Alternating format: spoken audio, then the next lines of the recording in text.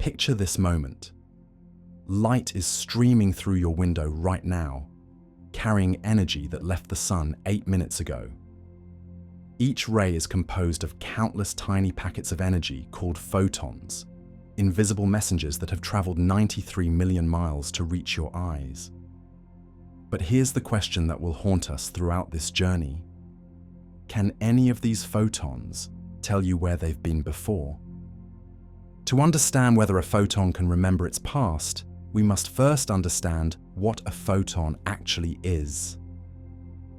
This isn't as simple as it sounds. For over 3 centuries, scientists have wrestled with the fundamental nature of light, and their discoveries have revealed something far stranger than anyone imagined.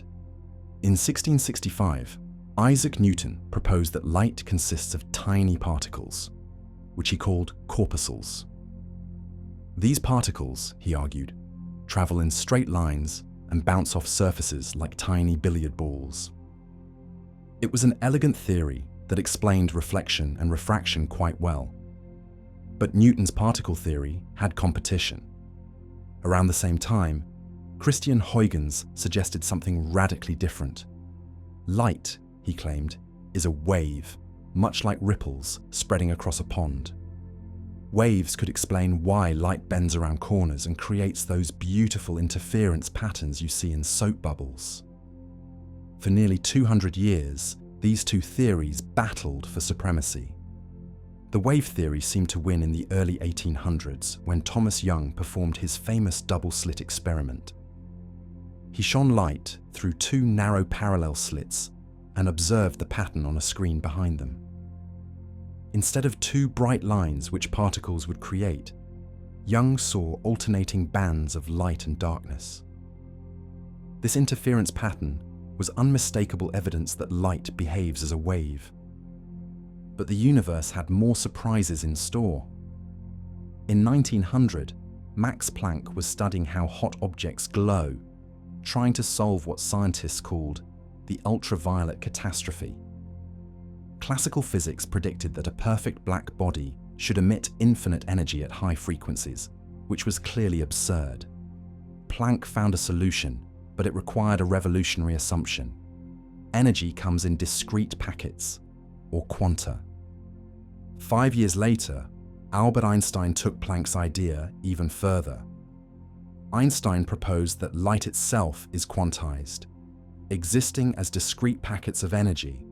He called these packets photons, from the Greek word for light. This wasn't just a mathematical trick. Einstein argued that these photons are real, particle-like entities that carry definite amounts of energy. Einstein's photon theory explained something that wave theory couldn't: the photoelectric effect. When light hits a metal surface, it can knock electrons loose, but only if the light's frequency is high enough. It doesn't matter how bright the light is, only its color matters. This made perfect sense if light comes in energy packets, but it was impossible to explain with classical waves. So which is it? Is light a wave or a particle? The answer, quantum mechanics tells us, is both. Light exhibits what physicists call wave-particle duality. Sometimes it behaves like a wave, sometimes like a particle, depending on how we observe it. This isn't just a limitation of our measurement tools, it's a fundamental property of reality itself. A photon is a quantum of the electromagnetic field, the smallest possible excitation of the field that permeates all of space.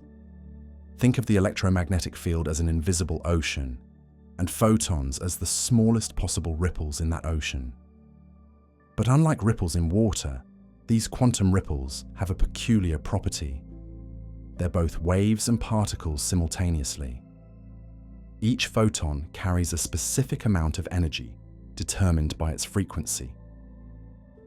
The relationship is beautifully simple. Energy equals Planck's constant times frequency. Red light photons carry less energy than blue light photons, which carry less energy than ultraviolet photons. This isn't just an abstract concept. It's why ultraviolet light can damage your skin while visible light cannot. Photons also carry momentum, even though they have no mass. This seems contradictory at first, but momentum in relativity depends on energy, not just mass. When sunlight hits a surface, it actually exerts a tiny pressure, pushing on whatever it touches.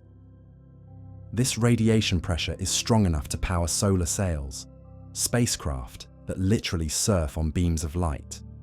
Perhaps the most remarkable property of photons is that they must always travel at the speed of light. Not approximately the speed of light, but exactly 299,792,458 meters per second in vacuum. They cannot slow down, they cannot speed up, they cannot even stand still. This creates a profound consequence. Photons have no rest frame.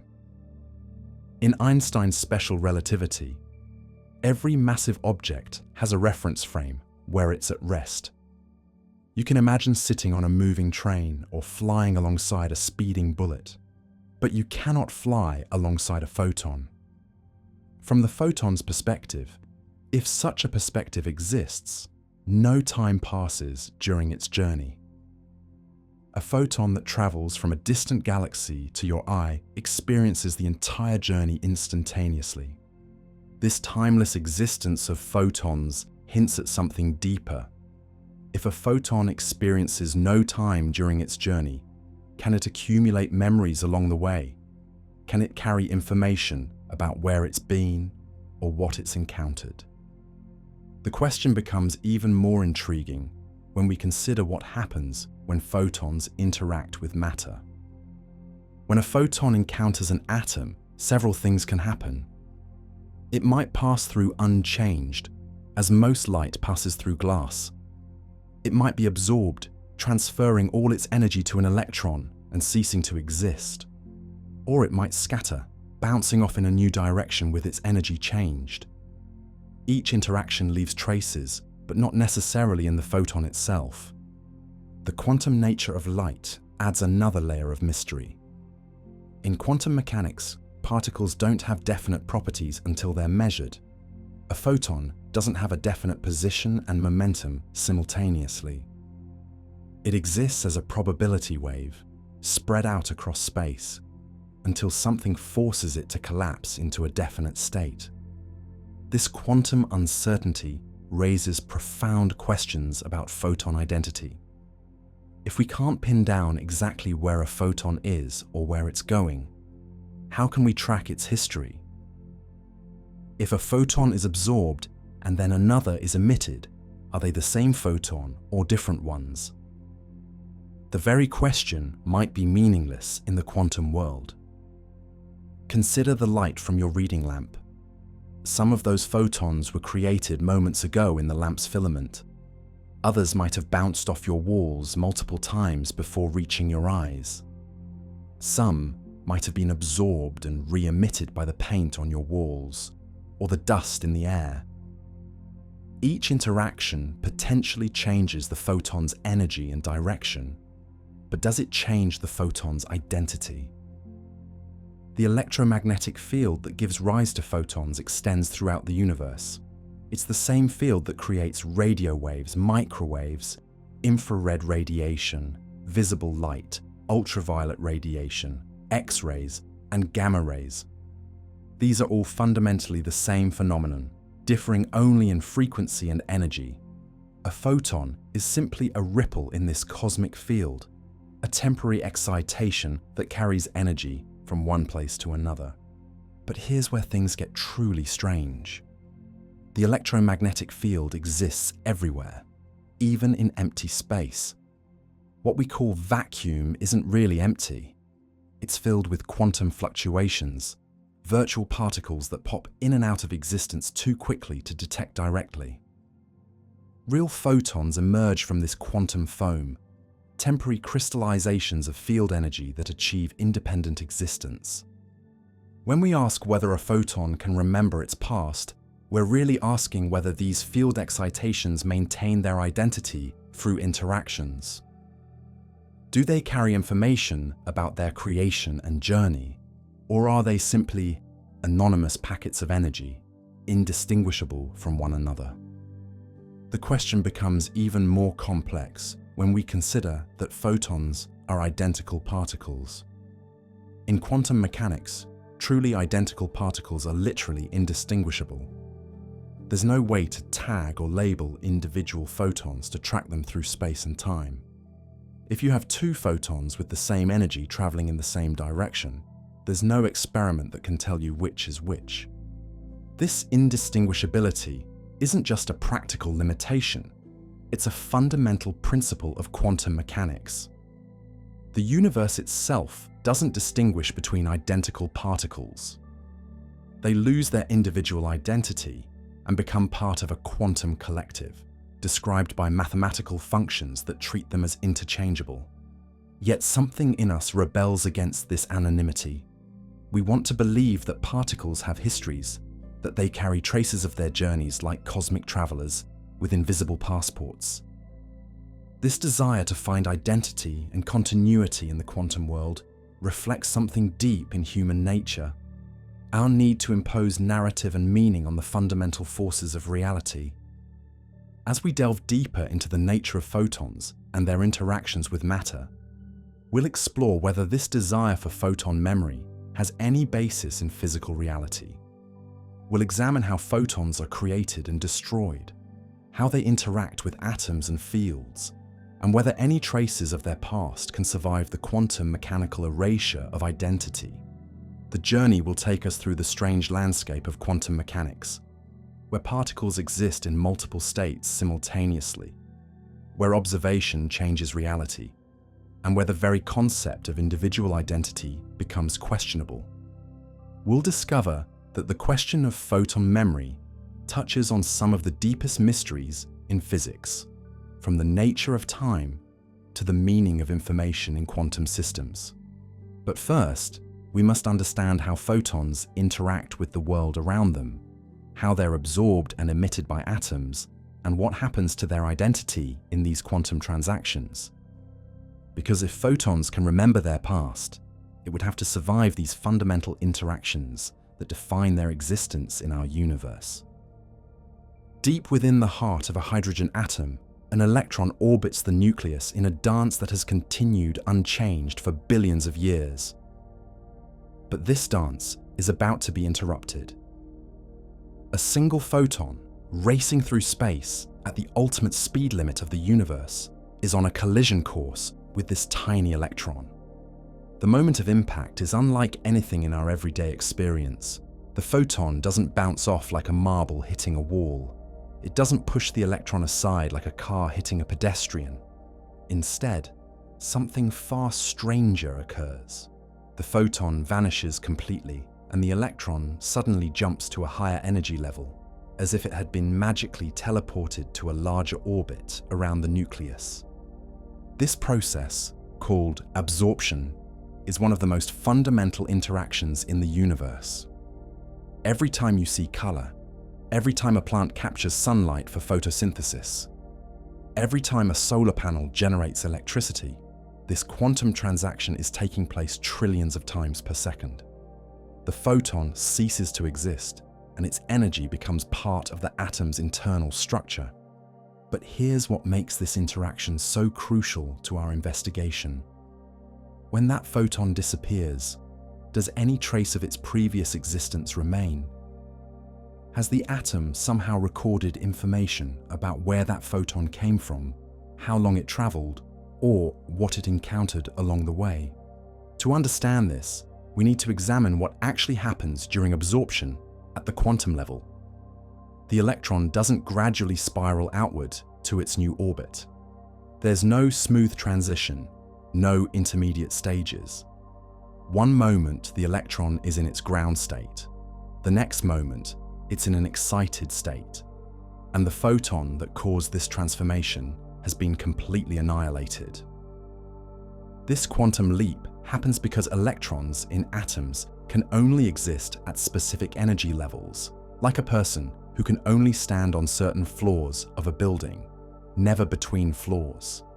The energy difference between these levels corresponds exactly to the energy of specific photons. A red photon might have just enough energy to boost an electron from the first floor to the second, while a blue photon might carry enough energy to reach the third floor. The precision required for this transaction is extraordinary. The photon's energy must match the energy gap between electron levels almost exactly. If the energy is too low, nothing happens. The photon passes by without effect, like a key that doesn't fit the lock. If the energy is too high, the excess energy might kick the electron completely out of the atom, ionizing it and creating a free electron and a positively charged ion. When absorption does occur, the transformation is instantaneous and complete. The photon's energy, momentum, and quantum state are all transferred to the atom. But this raises a fascinating question. Is the absorbed photon somehow stored within the atom, waiting to be released again? Or is it truly destroyed, with only its energy remaining? The answer reveals something profound about the nature of quantum reality. The photon is not stored within the atom like a book placed on a shelf. Instead, the atom enters a new quantum state, an excited state that contains the energy that once belonged to the photon. The photon itself, as a distinct entity with its own identity, no longer exists. But atoms in excited states are inherently unstable. They want to return to their ground state, their lowest energy configuration. When this happens, the atom must get rid of the excess energy it absorbed. Most commonly, it does this by emitting a new photon, a process that seems to reverse the original absorption. This emission process is just as remarkable as absorption, but in reverse. The excited electron spontaneously drops back to a lower energy level, and the energy difference appears as a newly created photon that races away from the atom at the speed of light. This new photon carries the same energy as the one that was originally absorbed, suggesting that perhaps the original photon has been reborn. But this interpretation would be incorrect. The emitted photon is not the same entity as the absorbed photon. It's a completely new creation, born from the quantum fields that surround the atom. The original photon was destroyed during absorption, and this new photon is a separate entity that happens to carry the same amount of energy. To understand why this matters, imagine a simple analogy. Suppose you burn a piece of paper to heat water, then use that hot water to power a steam engine that generates electricity, which then powers a printer that creates a new piece of paper with the same text. The new paper contains the same information as the original, but it's clearly not the same physical object. The original paper was destroyed in the fire. Similarly, when an atom absorbs and then emits a photon, the original photon is destroyed and a new one is created. Any information about the original photon's history, its journey through space, or its previous interactions would be lost in this quantum destruction and recreation. But the story becomes even more complex when we consider the different ways atoms can emit light. The most common process is called spontaneous emission, where an excited atom randomly decides to emit a photon and return to its ground state. This randomness is fundamental to quantum mechanics. We can calculate the probability that an atom will emit within a certain time, but we cannot predict the exact moment of emission. There's also stimulated emission, the process that makes lasers possible. When a photon with just the right energy encounters an already excited atom, it can trigger the atom to emit a second photon identical to the first. This creates two photons where there was originally one, and both photons travel in the same direction with the same frequency and phase. Even in stimulated emission, the emitted photon is a new creation, not a reproduction of some stored original. The stimulating photon essentially provides a template that determines the properties of the newly created photon, but the creation process still involves the destruction of the atom's excited state and the birth of new quantum field excitations. Fluorescence provides another fascinating example of absorption and emission. When ultraviolet light hits certain materials, the atoms absorb the high-energy ultraviolet photons and then emit lower-energy visible light photons. The absorbed energy is partially converted to heat and the remaining energy emerges as visible light with a different color than the original ultraviolet radiation. This process clearly demonstrates that emitted photons are not simply released versions of absorbed photons. The energy has been transformed, the frequency has changed, and often the direction of emission is completely random. A fluorescent material might absorb ultraviolet light, traveling in one direction, and emit green light in all directions. Phosphorescence takes this process even further. Some materials can store absorbed energy for extended periods, from microseconds to hours or even days, before finally emitting light. Glow-in-the-dark materials work this way, absorbing energy from room lights during the day and slowly releasing it as green light throughout the night. During this storage period, is the original photon somehow preserved within the material? The answer is definitively no. The absorbed photon is destroyed immediately upon absorption. What's stored is not the photon itself, but rather the energy that once belonged to the photon, now encoded in the excited states of atoms or defects within the crystal structure of the material. Scattering presents yet another type of interaction between photons and matter.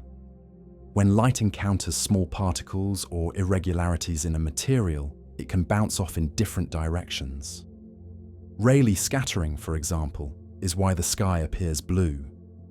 Shorter wavelength blue light scatters more strongly off molecules in the atmosphere than longer wavelength red light. In elastic scattering, the scattered photon has the same energy as the incident photon, just a different direction. This might seem like the photon has simply bounced off the particle, maintaining its identity through the interaction. But even this simple interpretation is complicated by quantum mechanics. At the quantum level, scattering involves the destruction of the incident photon and the creation of a new scattered photon. The process happens so quickly, and the energy transfer is so complete, that the scattered photon appears to be the same as the incident photon. But quantum field theory tells us that what we observe as scattering is actually a rapid sequence of annihilation and creation events. Inelastic scattering, such as Raman scattering, makes this destruction and creation more obvious. The scattered photon has a different energy than the incident photon, with the difference corresponding to internal energy changes in the scattering molecule. The incident photon is absorbed, the molecule changes its vibrational or rotational state, and a new photon with different energy is emitted. Compton's scattering, discovered by Arthur Compton in 1923, provided some of the strongest early evidence for the particle nature of light. When X-ray photons collide with electrons, they behave exactly like billiard balls, with the photon losing energy and the electron gaining momentum.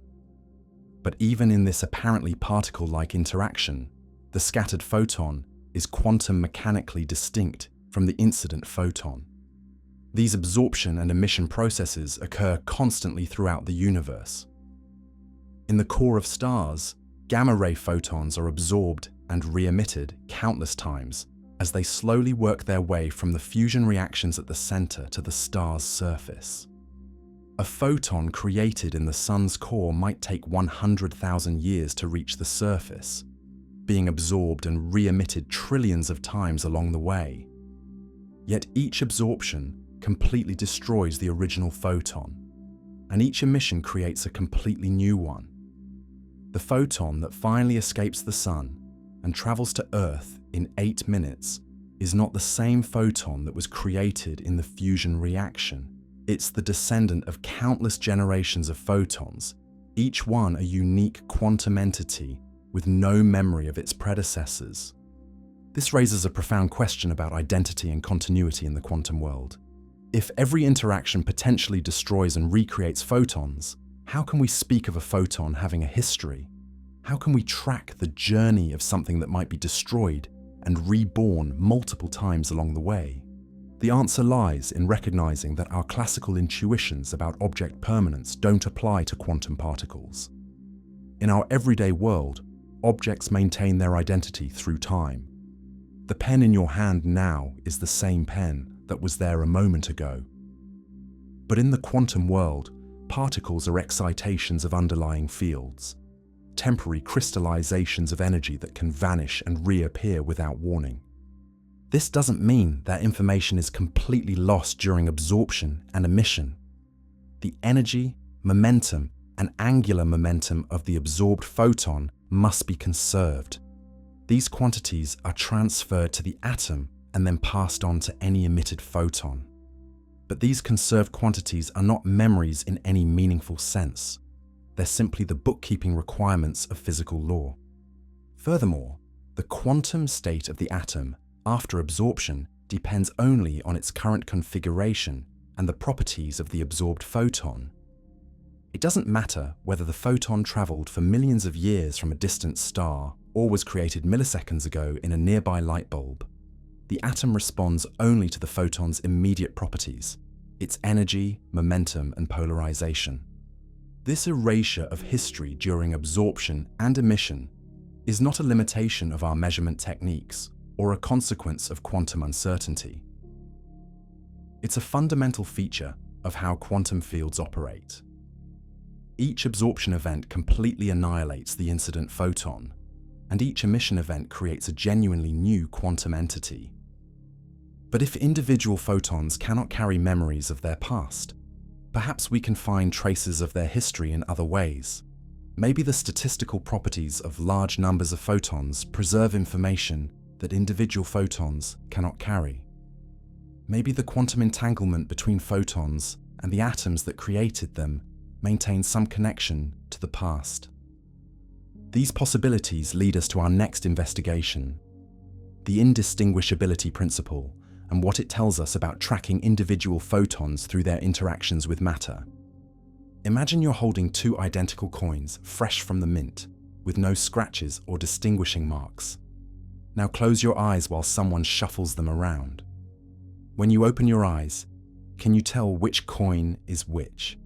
In our everyday world, you might think this is just a practical limitation. With powerful enough microscopes, you could probably find tiny differences that would let you identify each coin uniquely. But in the quantum world, this impossibility runs much deeper.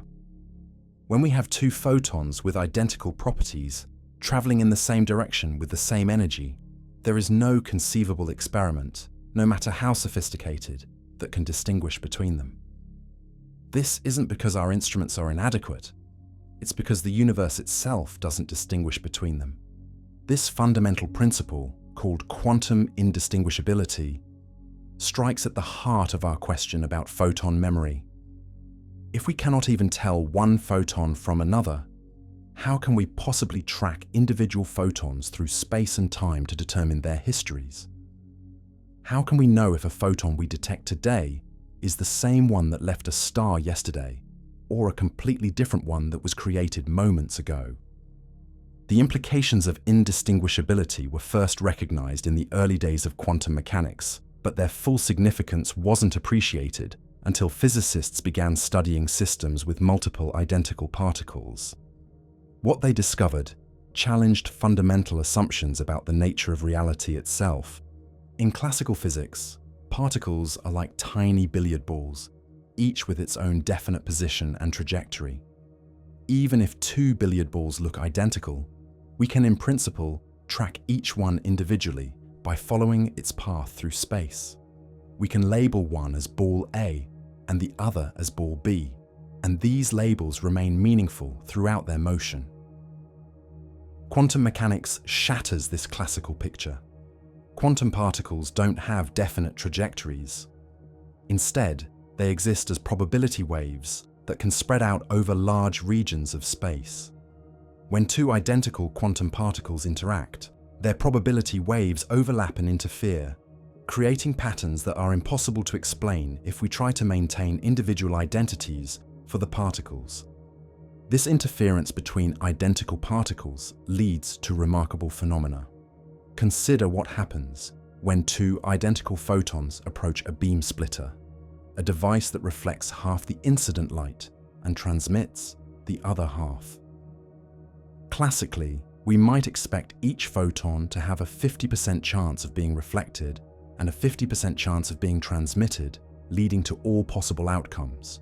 Both photons reflected, both transmitted, or one of each. But this is not what happens. When two identical photons hit a beam splitter simultaneously, they always emerge together, either both reflected or both transmitted. This bunching behavior occurs because the quantum amplitudes for the two indistinguishable possibilities interfere constructively only for symmetric outcomes. This phenomenon, known as the Hong-ou-Mandel effect, demonstrates that identical photons don't just appear indistinguishable to us as observers. They are fundamentally indistinguishable to the universe itself. The laws of physics literally cannot tell them apart, and this indistinguishability affects their behavior in measurable ways. The mathematical formalism of quantum mechanics makes this indistinguishability explicit. When we write down the quantum state of a system containing two identical photons, we cannot use labels like photon 1 and photon 2. Instead, we must write the state in a form that remains unchanged when we swap the two particles. The mathematics itself forbids us from distinguishing between identical particles. This symmetry requirement has profound consequences. It means that any physical property we calculate for the system must be the same, whether we call one photon A and the other B, or vice versa. The universe simply doesn't have access to information that would allow it to distinguish between them. For photons specifically, this indistinguishability principle is particularly strict because photons are bosons, particles with integer spin. Bosons must have wave functions that are completely symmetric under particle exchange. This symmetry requirement is what leads to phenomena like laser light, where countless identical photons march in perfect synchronization. But what makes two photons identical? It's not enough for them to have the same energy. They must also have the same momentum, the same polarization, and the same spatial and temporal mode structure. In other words, they must be indistinguishable in every possible quantum property. In practice, this level of indistinguishability is extremely difficult to achieve. Real photons almost always have tiny differences in their properties that make them distinguishable. A photon from your reading lamp and a photon from a distant star, even if they have the same energy, will have different directions of travel, different times of creation, and different spatial characteristics.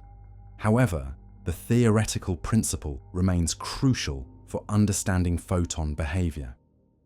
Even if perfect indistinguishability is rare in practice, the approach toward indistinguishability creates interference effects that we can observe and measure. These effects tell us something fundamental about the nature of photon identity. Consider an experiment where we try to determine which of two possible paths a photon took through an interferometer. If we can distinguish between the two paths, we see no interference pattern. But if we erase the path information, making the two possibilities indistinguishable, the interference pattern returns. This shows that distinguishability and quantum interference are intimately connected. The same principle applies to photon creation and detection. When an excited atom can emit a photon into two different modes that we cannot distinguish, we see interference between these emission possibilities. But if we somehow tag the photon to track which mode it used, the interference disappears. This connection between indistinguishability and interference has led to some of the most counterintuitive experiments in quantum mechanics.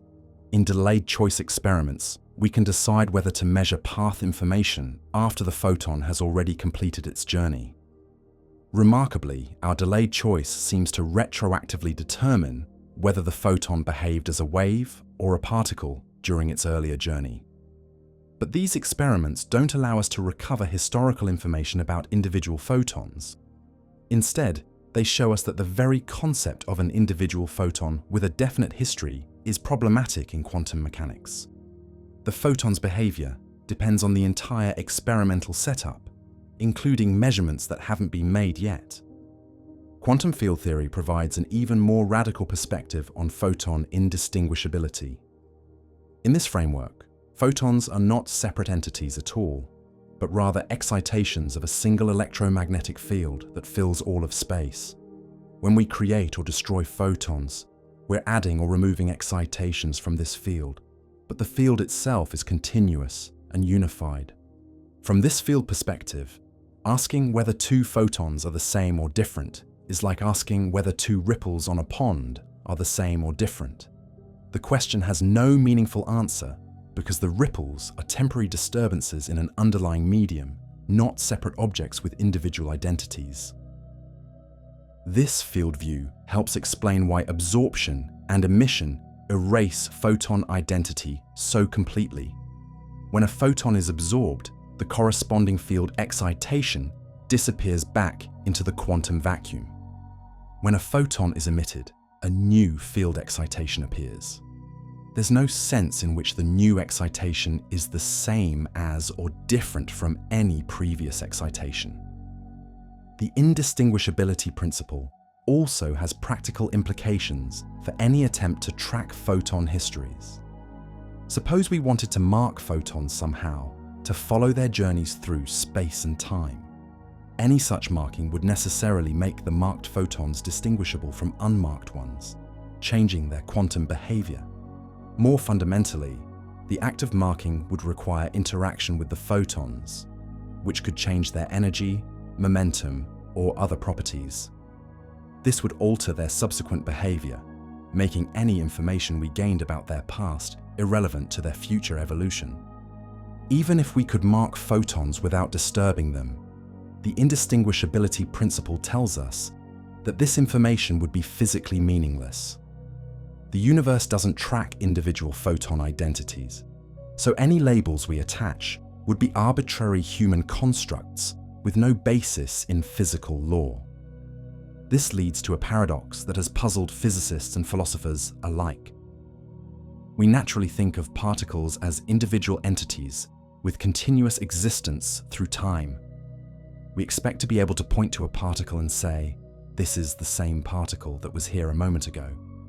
But quantum indistinguishability suggests that this expectation is fundamentally misguided. The paradox becomes even more acute when we consider entanglement. Two photons can be entangled, meaning their quantum states are correlated in ways that persist even when the photons are separated by vast distances. But if the photons are also indistinguishable, how can we say which photon is entangled with which? The answer is that entanglement exists between modes of the electromagnetic field, not between individual photons. When we create entangled photons, we're really creating correlated excitations in different spatial or polarization modes of the field. The entanglement persists as long as these modes remain distinguishable, but it has nothing to do with the identity of individual photons. This field-based understanding of entanglement helps resolve apparent paradoxes about photon identity.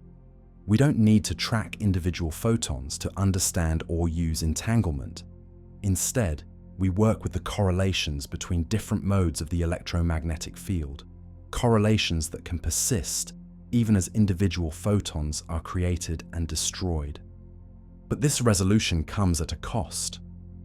It forces us to abandon our intuitive picture of photons as little particles with individual identities and histories. Instead, we must think of them as temporary manifestations of underlying field dynamics, excitations that appear and disappear without maintaining any continuity of identity. This abandonment of particle identity might seem to end our investigation into photon memory. If photons don't have individual identities, how can they have individual memories? But there's another possibility to consider. Even if individual photons can't carry information about their past, perhaps the fields that create them can preserve this information in other ways. When light interacts with matter, it leaves traces that we can observe and measure. These traces don't tell us about individual photon histories, but they might contain statistical information about populations of photons They might reveal patterns that persist even when individual identities are lost to quantum indistinguishability. The spectral lines in starlight provide a perfect example. When we analyze the light from distant stars, we can identify the chemical elements in their atmospheres by looking for characteristic absorption lines. These lines tell us that photons with specific energies were absorbed during the light's journey from the star's surface to our telescopes. But this information is statistical, not individual. We know that some photons were absorbed, but we can't say which specific photons in our detectors are survivors and which are newly created replacements. The absorption lines tell us about the collective history of the light, not about individual photon biographies. This leads us to a new question. If individual photons can't remember their past, can we find traces of their collective history in the statistical properties of light? Can the ensemble behavior of many photons preserve information that individual photons cannot carry? This possibility opens up new avenues for our investigation. While the indistinguishability principle prevents us from tracking individual photons, it doesn't necessarily prevent us from finding traces of their collective past in the patterns and correlations that emerge when many photons interact with matter and fields. On a clear night in 1814, Joseph von Fraunhofer pointed his spectroscope at the sun and discovered something extraordinary. The sun's light, when spread into its component colors by a prism, was not a smooth rainbow. Instead, it was crossed by hundreds of dark lines, like the bars of a cosmic prison cutting through the spectrum of colors. These mysterious lines, now called Fraunhofer lines, were the first glimpse into a hidden history written in light itself. Each dark line marked a specific energy where photons had been absorbed, stolen away during their journey from the sun's blazing surface to Fraunhofer's careful instruments. The light carried within it the fingerprints of every atom it had encountered along the way. Today, we know these absorption lines as the most powerful tool for reading the collective memory of light. While individual photons cannot remember their past, populations of photons preserve statistical traces of every interaction, every absorption event, every encounter with matter that occurred during their cosmic journey.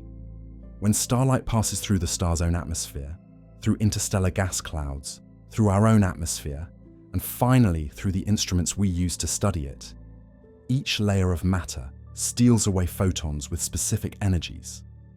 The missing photons create gaps in the spectrum, dark lines that tell us exactly which atoms were present and what conditions they experienced. Consider the light from Alpha Centauri, our nearest stellar neighbor. This light has traveled for over 4 years to reach Earth, and during that journey, it has encountered countless obstacles. In the star's atmosphere, hydrogen atoms absorbed photons with energies corresponding to the famous Balmer series, creating dark lines at very specific wavelengths. As the light continued its journey through interstellar space, it encountered diffuse clouds of gas and dust. Calcium atoms floating in the void absorbed photons at 3,934 angstroms, creating the distinctive H and K lines that astronomers use to map the distribution of matter between stars. When the light finally reached Earth's atmosphere, oxygen and water vapor molecules absorbed additional photons, adding telluric lines to the spectrum. Each absorption event removed specific photons from the beam, but the collective pattern of missing energies tells a detailed story of the light's 4-year journey. This spectroscopic archaeology works because absorption is highly selective. Each type of atom and molecule absorbs photons only at very specific energies, determined by the quantum mechanical structure of their electron orbitals. Hydrogen absorbs different energies than helium, which absorbs different energies than iron or calcium or any other element. The precision is extraordinary. The wavelength of the hydrogen alpha line is measured to be 6,562.85 angstroms, accurate to within a tiny fraction of an angstrom. This precision allows astronomers to identify hydrogen anywhere in the universe, whether in the atmosphere of a nearby star or in a galaxy billions of light years away.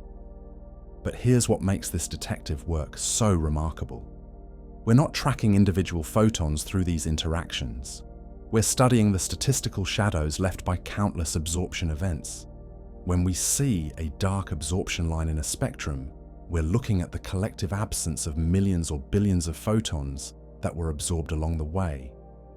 The photons that reach our detectors are not necessarily the same ones that left the star's surface. Many of the original photons were absorbed and re-emitted multiple times during their journey. In the star's atmosphere alone, photons undergo countless absorption and emission cycles as they slowly diffuse outward from the hot interior to the cooler surface. Yet the absorption lines preserve information about this complex history. Each line tells us not just that a particular type of atom was present, but also something about the physical conditions it experienced. The width of absorption lines reveals the temperature and pressure of the absorbing gas.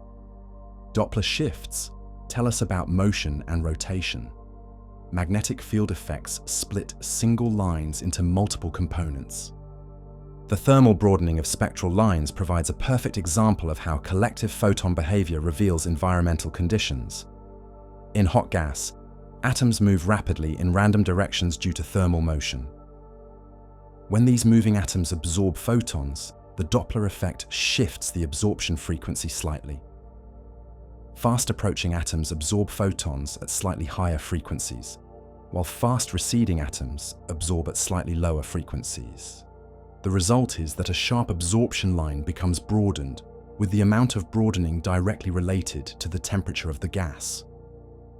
By measuring the width of absorption lines, astronomers can determine the temperature of stellar atmospheres, interstellar clouds, and even the cosmic microwave background radiation left over from the Big Bang.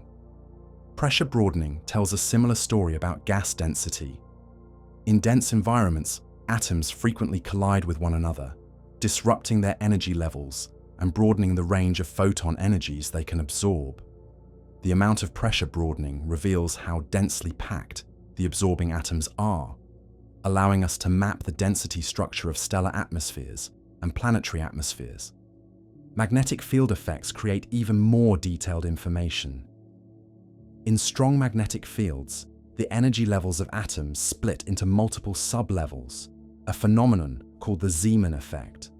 This splits each absorption line into several components, with the spacing and polarization of these components revealing both the strength and direction of the magnetic field. Using these techniques, astronomers have mapped magnetic fields on the Sun, discovering that sunspots are regions of intense magnetic activity, with field strengths thousands of times stronger than Earth's magnetic field. Similar observations of other stars have revealed magnetic fields that dwarf even our Sun's impressive magnetic activity. The abundances of different elements also leave their mark in absorption spectra. Stars with high metallicity, meaning they contain significant amounts of elements heavier than hydrogen and helium, show strong absorption lines from iron, calcium, sodium, and other metals. Stars with low metallicity, particularly ancient stars formed when the universe was young, show much weaker metal lines. This chemical fingerprinting has allowed astronomers to trace the chemical evolution of the universe. The first generation of stars contained almost no heavy elements, because these elements hadn't been created yet. As these stars lived and died, they forged heavy elements in their cores and scattered them into space through stellar winds and supernova explosions. Each successive generation of stars incorporated more heavy elements, and this progression is recorded in the absorption spectra we observe today. Ancient stars in the galactic halo show the pristine composition of the early universe, while young stars in the galactic disk show the enriched composition that results from billions of years of stellar nucleosynthesis. Interstellar absorption lines provide another layer of information about the space between stars. These lines are typically much narrower than stellar lines because the interstellar medium is much colder and less dense. The narrow lines allow astronomers to measure very precise velocities and to map the three-dimensional structure of gas clouds in our galaxy. Multiple absorption components in interstellar lines reveal the complex structure of the interstellar medium. A single line of sight to a distant star might pass through several distinct gas clouds, each moving at a different velocity. The resulting spectrum shows multiple narrow absorption features, each corresponding to a different cloud along the path. These observations have revealed that the interstellar medium is not a smooth, uniform distribution of gas, but rather a complex, turbulent structure with hot bubbles carved out by stellar winds and supernova explosions, dense molecular clouds where new stars are forming, and filamentary structures that connect these regions. The conservation laws of physics ensure that certain information is preserved even through multiple absorption and emission cycles. Energy must be conserved in every interaction, so the total energy of all absorbed photons must equal the energy transferred to the absorbing atoms. Momentum conservation means that the momentum of absorbed photons must be transferred to the absorbing material. Angular momentum conservation is particularly interesting for photons, which carry 1 unit of angular momentum in their circular polarization. When polarized light is absorbed, this angular momentum must go somewhere, typically into the rotation of molecules or the magnetic moments of atoms. These conservation laws create correlations that persist even when individual photon identities are lost. If we know the total energy absorbed by a gas cloud, we can calculate how much the cloud's temperature should increase. If we know the total momentum absorbed, we can predict how the cloud's motion should change. But these correlations don't allow us to trace individual photon histories. They tell us about bulk properties of photon populations, not about specific photon journeys. A photon detected in our instrument might have been created moments ago by stimulated emission, or it might be a survivor that has traveled for millions of years without being absorbed. The remarkable thing is that this distinction doesn't matter for spectroscopic analysis. Whether a photon is an ancient survivor or a recent creation, it carries the same information about the current state of the electromagnetic field. The absorption lines tell us what has been removed from the field, not which specific photons were removed. This field perspective helps explain why spectroscopy works so well, despite the indistinguishability of photons. We're not trying to track individual particles through their interactions. Instead, we're studying how the electromagnetic field has been modified by its encounters with matter. When photons are absorbed, they reduce the field intensity at specific frequencies. When photons are emitted, they add to the field intensity. The resulting spectrum reflects the net effect of all these interactions, integrated over the entire light-gathering time of our observation. This integration over time and space erases information about when and where specific absorption events occurred, but it preserves information about the cumulative effect of all interactions. We lose the individual stories but gain access to the collective history written in the statistical properties of light. The cosmic microwave background provides the ultimate example of this collective memory. This radiation has traveled for nearly 14 billion years since it was last scattered by matter in the early universe. Every photon in this background has undergone its last scattering event at nearly the same time, when the universe became transparent to light. The tiny temperature fluctuations in this background radiation preserve a snapshot of the universe as it existed 380,000 years after the Big Bang. These fluctuations tell us about the density variations that would later grow into galaxies and clusters of galaxies, but they tell us nothing about individual photon journeys. Even this ancient light carries the traces of more recent interactions. Photons from the cosmic microwave background can be scattered by hot gas in galaxy clusters, gaining energy in the process through the Sunyaev-Zeldovich effect. This secondary scattering leaves its own fingerprint on the radiation, allowing astronomers to map the distribution of hot gas throughout the universe. But again, this information is statistical, not individual. We can measure the average energy gain of photons passing through a galaxy cluster, but we cannot say which specific photons gained energy and which passed through unaffected. This brings us to a crucial realization about photon memory. While individual photons cannot remember their past, the electromagnetic field itself serves as a vast memory bank, storing information about every interaction in the form of spectral features, polarization patterns, and spatial correlations. This field memory is not perfect. Information can be lost through random scattering, thermal broadening, and other processes that wash out fine details. But the basic principle remains. The field preserves collective information that individual photons cannot carry.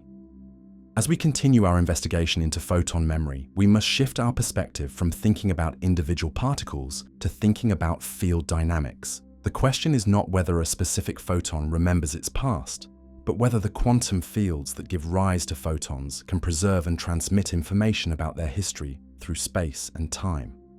In 1948, 3 physicists working independently arrived at a revolutionary understanding of light that would change our picture of reality forever. Richard Feynman at Cornell, Julian Schwinger at Harvard, and Shinichiro Tominaga in Japan each developed pieces of what would become quantum electrodynamics, the most precise theory in the history of science. Their breakthrough wasn't just mathematical, it was conceptual, forcing physicists to abandon the comfortable notion of photons as little particles bouncing around space like microscopic tennis balls. Instead, they revealed light as something far more subtle and strange. Excitations in a quantum field that fills every corner of the universe, even the emptiest regions of space. This field perspective transforms our entire investigation into photon memory.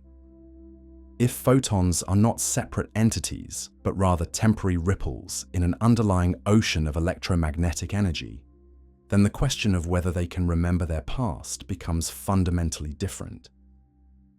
We're no longer asking whether particles carry information, but whether field excitations can preserve and transmit the history of their creation and interactions.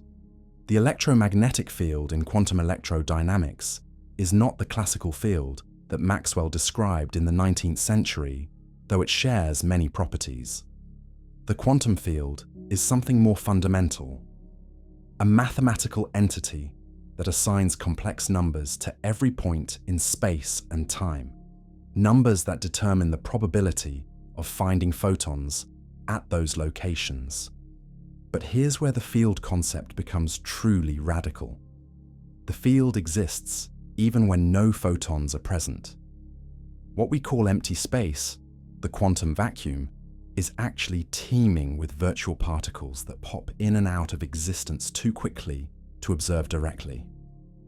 These quantum fluctuations are not just theoretical curiosities, they have measurable effects on atoms and can even exert forces on nearby objects. The Casimir effect provides a striking demonstration of these vacuum fluctuations. When 2 metal plates are placed very close together in a vacuum, they experience a tiny attractive force that pushes them together. This force arises because the quantum fluctuations of the electromagnetic field are slightly suppressed between the plates compared to the surrounding space. This vacuum activity reveals something profound about the nature of photons. In quantum electrodynamics, photon creation and annihilation are not exceptional events. They're happening constantly throughout the universe, as the quantum field fluctuates around its minimum energy state. Real photons, the ones we can detect, are simply excitations large enough to rise above this background of quantum noise. When an excited atom emits a photon, it's not creating something from nothing. Instead, it's promoting one of these virtual fluctuations into a real, detectable excitation of the field. The energy comes from the atom's internal energy, but the photon itself emerges from the pre-existing structure of quantum space. Similarly, when a photon is absorbed, it doesn't disappear into nothingness. The field excitation that we called a photon returns to the vacuum state, rejoining the sea of virtual particles that surround us always. The energy goes into the absorbing atom, but the field itself continues to exist, ready to support new excitations. This perspective completely reframes the destruction and creation events we discussed earlier. In the particle picture, absorptions seem to annihilate a photon, while emissions seem to create a new one. But in the field picture, these are simply changes in the excitation state of an eternal, omnipresent field. The mathematics of quantum field theory makes this reframing precise. The field at any point in space and time is described by operators that can create or destroy excitations. When we say a photon is emitted, we're really saying that a creation operator has acted on the field, adding one quantum of excitation. When we say a photon is absorbed, an annihilation operator has acted, removing one quantum of excitation. But these operators act on the field as a whole, not on individual separable particles. The field is a unified entity that extends throughout space, and photons are collective excitations of this unified system. This is why photons with identical properties are fundamentally indistinguishable. They're different excitation patterns of the same underlying field. Feynman diagrams, the pictorial representation of quantum electrodynamic processes, illustrate this field perspective beautifully. In these diagrams, what looks like particle creation and annihilation is really the interaction between different field excitations. Photons appear as wavy lines that can begin or end at interaction vertices, representing the creation or annihilation of field excitations. But Feynman diagrams reveal something even more remarkable. In quantum electrodynamics, every possible interaction pathway contributes to the final result, even pathways that seem to violate energy conservation or involve photons traveling backward in time. These seemingly impossible processes cancel out in most cases, but they contribute quantum corrections that make tiny but measurable differences to physical predictions. This sum over all possible histories is what gives quantum electrodynamics its extraordinary precision. The theory predicts the magnetic moment of the electron to an accuracy of better than 1 part in a trillion, making it the most precisely tested theory in all of physics. This precision comes from including contributions from virtual processes that would be impossible in a classical particle picture. Virtual photons play a crucial role in these calculations. These are field excitations that exist for such short times that they cannot be directly detected, but they mediate the electromagnetic force between charged particles. When two electrons repel each other, they do so by exchanging virtual photons, temporary fluctuations in the electromagnetic field that carry momentum and energy between the particles. The distinction between real and virtual photons is not as sharp as it might seem. Real photons are excitations that satisfy the relation between energy and momentum required for particles traveling at the speed of light. Virtual photons are excitations that don't satisfy this relation, allowing them to carry momentum and energy in combinations that would be impossible for real particles. But both real and virtual photons are excitations of the same electromagnetic field. The difference lies not in their fundamental nature, but in their relationship to the constraints imposed by relativity and energy conservation. Virtual photons exist in the quantum foam that fills all space, while real photons are promoted excitations that have gained enough energy to escape into free propagation. This field picture helps explain why photon absorption and emission erase individual identity so completely. When a photon is absorbed, the field excitation doesn't disappear, it transforms into other types of excitations. The energy might go into exciting an electron to a higher orbital, creating vibrations in a crystal lattice, or generating heat through random molecular motion. When a new photon is emitted, it emerges from this transformed field configuration. The excitation that becomes the new photon draws its existence from the collective state of the field, not from any specific previous excitation. This is why there's no meaningful sense in which the emitted photon is the same as or different from any previously absorbed photon. The field also provides a natural explanation for photon interference and entanglement. When two photons interfere, their corresponding field excitations overlap and combine according to the rules of quantum superposition. The interference pattern reflects the wave nature of the underlying field, not the collision of particle-like objects. Entanglement occurs when the field is in a superposition state that correlates excitations in different spatial modes or polarization states. The entangled photons don't carry individual information about each other. Instead, they represent correlated fluctuations in a unified field state that extends across space. This unified field perspective also explains why conservation laws are so important in quantum electrodynamics. Energy, momentum, and angular momentum are properties of the field configuration as a whole, not attributes carried by individual photons. When these quantities are conserved during interactions, it reflects the underlying symmetries of the field equations, not bookkeeping for particle inventories. The gauge symmetry of electromagnetism provides a particularly important example. The electromagnetic field has a redundancy in its mathematical description. Different field configurations can represent the same physical situation.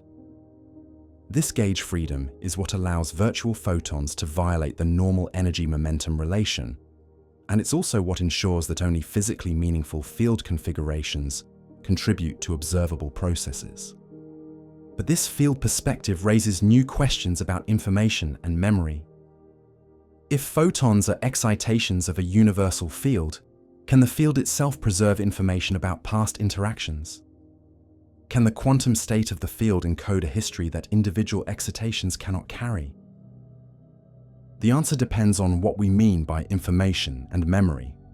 The field certainly preserves information about its current state, the pattern of excitations, the correlations between different modes, the entanglement between separated regions.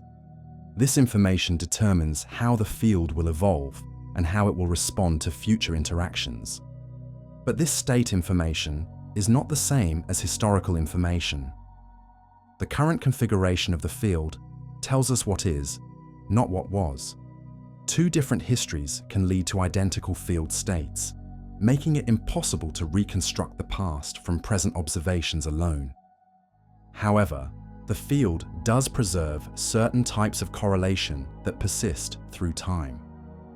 Entangled states can maintain their correlations even as individual excitations are created and destroyed. Coherent states, such as those found in laser light, preserve their phase relationships through multiple absorption and emission cycles. These persistent correlations suggest that the field can act as a memory storage system, but not in the way we might naively expect. The field doesn't remember which specific photons were absorbed or when particular emissions occurred. Instead, it preserves patterns of correlation and coherence that encode information about the collective behavior of many excitations. Squeezed light provides a fascinating example of field memory. In squeezed states, the quantum fluctuations in one property of the field, such as amplitude, are reduced below the normal vacuum level, while fluctuations in a complementary property, such as phase, are correspondingly increased. These non-classical field states can be preserved through certain types of interactions, carrying information about their creation process. Similarly, the polarization state of light can preserve information about magnetic fields, molecular orientations, and other environmental factors encountered during the light's journey. This information is encoded in the field state itself, not in the properties of individual photons. The cosmic microwave background again provides an excellent example. The polarization patterns in this ancient radiation preserve information about the density fluctuations and gravitational waves present in the early universe. This information is encoded in the correlations between field excitations at different points on the sky, correlations that have persisted for nearly 14 billion years. But even this cosmic memory has limitations. The information preserved in field correlations is statistical and collective. We can learn about the average properties of the early universe, but we cannot reconstruct the detailed history of any particular region or any specific interaction. This statistical nature of field memory reflects a fundamental principle of quantum mechanics. Information about microscopic details is inevitably lost to thermal noise, quantum uncertainty, and the exponential growth of complexity in many body systems. The field preserves only those correlations that are robust enough to survive these decoherence processes. As we move deeper into our investigation, we encounter a fundamental tension between our desire to find traces of the past and the quantum mechanical erasure of detailed information. The field perspective shows us that photons don't carry individual memories because they're not truly individual entities. They're temporary manifestations of field dynamics that preserve some types of information while inexorably erasing others. This leads us to consider whether we might be able to cheat the system somehow. Can quantum mechanics itself provide loopholes that would allow us to recover information that seems to be lost? Can entanglement, measurement theory, or other quantum phenomena give us access to photon histories that the field perspective seems to deny? In 1978, John Wheeler proposed one of the most mind-bending experiments in the history of physics. He imagined a photon traveling toward Earth from a distant quasar, its path bent around a massive galaxy that acts as a gravitational lens. The photon could take one of two possible routes around the galaxy, and Wheeler asked a deceptively simple question. Can we choose which path the photon took after it has already completed its journey? This delayed choice experiment strikes at the heart of our investigation into photon memory. If we can somehow retroactively determine a photon's path, perhaps we can extract information about its history that seem to be forbidden by quantum mechanics. If the future can influence the past in quantum systems, maybe photons carry hidden records of their journeys that we simply haven't learned how to read yet. Wheeler's thought experiment has since been realized in laboratories around the world, and the results are as strange as he predicted. Quantum mechanics does indeed allow us to make delayed choices that seem to retroactively determine how a photon behaved in the past.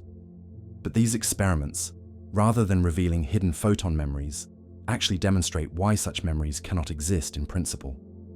The key insight comes from understanding what quantum mechanics really tells us about measurement and reality. When we measure a quantum system, we're not simply revealing pre-existing properties that were there all along. Instead, we're participating in the creation of those properties through the act of measurement itself. Consider a photon passing through a Mach-Zehnder interferometer, a device that splits a light beam into two paths and then recombines them. If we block one of the detectors at the output, we can determine which path the photon took through the interferometer. But if we leave both detectors unblocked, we see an interference pattern that suggests the photon somehow traveled both paths simultaneously. In Wheeler's delayed choice version, we wait until the photon has already passed through the interferometer before deciding whether to measure which path it took or whether to observe interference. Remarkably, our delayed choice seems to retroactively determine whether the photon behaved as a particle with a definite path or as a wave that explored both possibilities. But this apparent retroactive influence is not what it seems. The photon doesn't somehow travel back in time to change its behavior based on our future measurement. Instead, the quantum description of the photon was always incomplete until the measurement was made. What we observe as retroactive determination is really the completion of a quantum process that was never fully defined until the final measurement. This incompleteness is fundamental to quantum mechanics, not a limitation of our knowledge or measurement techniques. Before measurement, the photon exists in a superposition of all possible states consistent with the experimental setup. The measurement doesn't reveal which state it was in. It forces the photon to choose one of the possible outcomes. This quantum indefiniteness extends to all properties of unmeasured photons, including any potential memories they might carry. If a photon could remember its past, that memory would have to be encoded in some measurable property of the photon. But quantum mechanics tells us that unmeasured properties simply don't exist in any definite form. Quantum entanglement provides another potential avenue for accessing photon histories.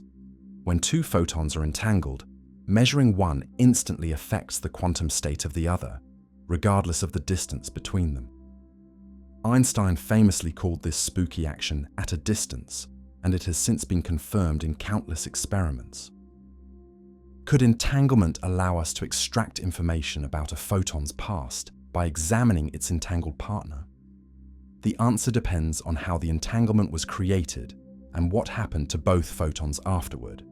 In most cases, entanglement preserves correlations between measurements, not information about individual photon histories. Consider parametric down conversion, a common method for creating entangled photons. A high-energy photon enters a special crystal and splits into two lower-energy photons that are entangled in their polarization states. If we measure the polarization of one photon and find it vertically polarized, we know instantly that its partner must be horizontally polarized. But this correlation doesn't tell us anything about the individual histories of either photon. The entanglement preserves information about their relationship, not about their separate journeys through space. Even if one of the entangled photons is absorbed and re-emitted multiple times, the correlation with its distant partner reflects their initial relationship, not their subsequent adventures. More sophisticated entanglement experiments have explored whether quantum correlations can preserve more detailed information about photon interactions. Ghost imaging uses entangled photons to create images with one photon while detecting the other, seemingly allowing us to see around corners or through opaque objects. But ghost imaging doesn't violate our conclusions about photon memory. The technique works by correlating measurements of many entangled photon pairs, extracting statistical information about their collective behavior. Individual photons still carry no information about their specific paths or interactions. Quantum error correction offers another potential loophole. In quantum computers, information can be protected against noise and decoherence by encoding it redundantly across multiple quantum bits. Could nature use similar techniques to preserve photon memories against the destructive effects of absorption and emission? The answer is no, for fundamental reasons. Quantum error correction requires active intervention to detect and correct errors before they accumulate. Nature has no such mechanism for preserving photon identities. Each absorption event completely destroys the photon's quantum state, leaving no trace that could be used for reconstruction. Furthermore, quantum error correction works only against specific types of errors, not against the complete destruction and recreation that occurs during absorption and emission. The information required to reconstruct a photon's history would have to be stored somewhere else in the system, and we've seen that atoms and fields don't preserve this type of individual information. The no-cloning theorem provides another fundamental obstacle to photon memory. This theorem states that it's impossible to create perfect copies of unknown quantum states. If photons carried memories of their past, those memories would be encoded in their quantum states. But the no-cloning theorem forbids any process that could duplicate these memory states perfectly. This means that even if a photon somehow acquired memory during its journey, that memory could not be perfectly preserved through absorption and emission cycles. Each interaction would necessarily degrade the memory information, ultimately erasing it completely through the accumulation of small errors. Quantum teleportation might seem to offer a way around this limitation. In teleportation experiments, the complete quantum state of one photon is transferred to another photon at a distant location. The process requires entanglement and classical communication, but it can perfectly transfer all the quantum information carried by the original photon. However, teleportation actually supports our conclusions about photon memory rather than contradicting them. The process works by destroying the original photon's quantum state completely while recreating an identical state in the target photon. This is exactly analogous to absorption and emission, where the original photon is destroyed and a new one is created. Crucially, teleportation preserves the photon's quantum state, but not its identity. The teleported photon is not the same particle as the original. It's a new photon that happens to carry the same quantum information. This distinction between state and identity is fundamental to understanding why photons cannot carry personal histories. Weak measurement provides yet another approach to extracting information from quantum systems without completely destroying them. In weak measurement, we gain a small amount of information about a quantum system while minimally disturbing its state.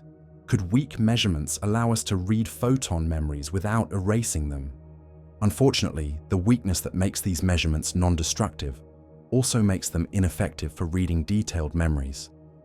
Weak measurements can extract only statistical information about quantum states, not the specific historical information that would constitute genuine memories. To read detailed memories, we would need strong measurements that would destroy the very memories we're trying to access. The uncertainty principle imposes fundamental limits on any attempt to extract historical information from photons. If we try to measure a photon's position precisely to determine where it's been, we necessarily disturb its momentum, changing its future trajectory. If we measure its energy precisely to determine its interactions, we lose information about when those interactions occurred. These trade-offs are not merely practical limitations, they reflect the fundamental structure of quantum mechanics. Information and measurement are inextricably linked in quantum systems, and the act of measurement necessarily changes the system being measured. This makes it impossible to passively read memories that don't affect the photon's observable properties. Bell's theorem and its experimental violations provide the final nail in the coffin for hidden photon memories. Bell showed that any theory with local hidden variables, including hidden memories, must satisfy certain mathematical inequalities. Experiments have repeatedly violated these inequalities, proving that quantum mechanics cannot be completed by adding hidden information that we simply haven't learned to access. This means that if photons carried hidden memories of their past, those memories would have to be non-local, somehow connected to distant events in ways that violate our understanding of causality and relativity. Such non-local hidden variables would create paradoxes that are far more problematic than simply accepting that photons don't carry individual memories. The quantum Zeno effect offers one final potential mechanism for preserving photon memories. This effect shows that frequent measurements can freeze the evolution of a quantum system, preventing it from changing state. Could continuous monitoring preserve photon memories against the destructive effects of interaction? But the quantum Zeno effect requires active, continuous measurement, which is incompatible with free propagation through space. A photon under continuous measurement would be constantly interacting with the measurement apparatus, preventing it from traveling freely to distant destinations. The effect could preserve memories only by preventing the photon from going anywhere or doing anything interesting. Moreover, the measurements required for the quantum Zeno effect would themselves provide access to any information they preserved. If we could use continuous measurement to preserve photon memories, we could also read those memories directly from the measurement results. The fact that we don't observe such memories in our measurements suggests that they don't exist to be preserved. All of these potential loopholes ultimately fail for the same fundamental reason. They require information to be preserved and transmitted in ways that are forbidden by the basic principles of quantum mechanics. The indeterminacy of unmeasured properties, the no-cloning theorem, the uncertainty principle, and Bell's theorem all conspire to prevent photons from carrying detailed memories of their individual histories.